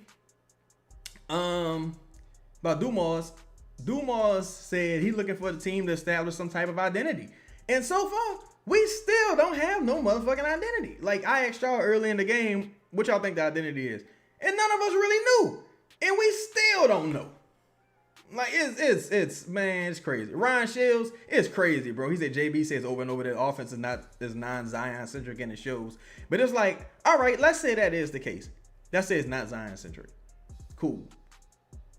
How you gonna go consistently? It ain't gotta be Zion centric. Right? It can just be whoever's playing the best. Can we get him the ball consistently? Like when Trey hit 3 threes in a row, they couldn't find Trey to shoot the ball again. The motherfucker just hit 3 threes in a row. Offense went totally away from him. Everybody just started going rogue, doing their own thing. Jeremiah Fierce, 5 for 5 in the fourth quarter. You take him out the game. Zion dominate. You don't get him the ball. Like, it's just is come on, man. Carlo balling, hit 2 threes tonight. Take him out the game when you need space, and you put Derrick Queen and Eve Messi in the game. It's stupidity. It's just stupidity. It's stupidity, though. And like, it's ridiculous. But man, shout out to everybody in the building. Appreciate y'all rocking with me, man. We lost tonight, but we're gonna be back for the next one, man. Look like the Magic about to lose to the Cavaliers, so keep y'all eye on Jamal Mosley might be our future head coach. Much love to y'all, man. Be safe, and I'm gonna catch y'all for the next game, man.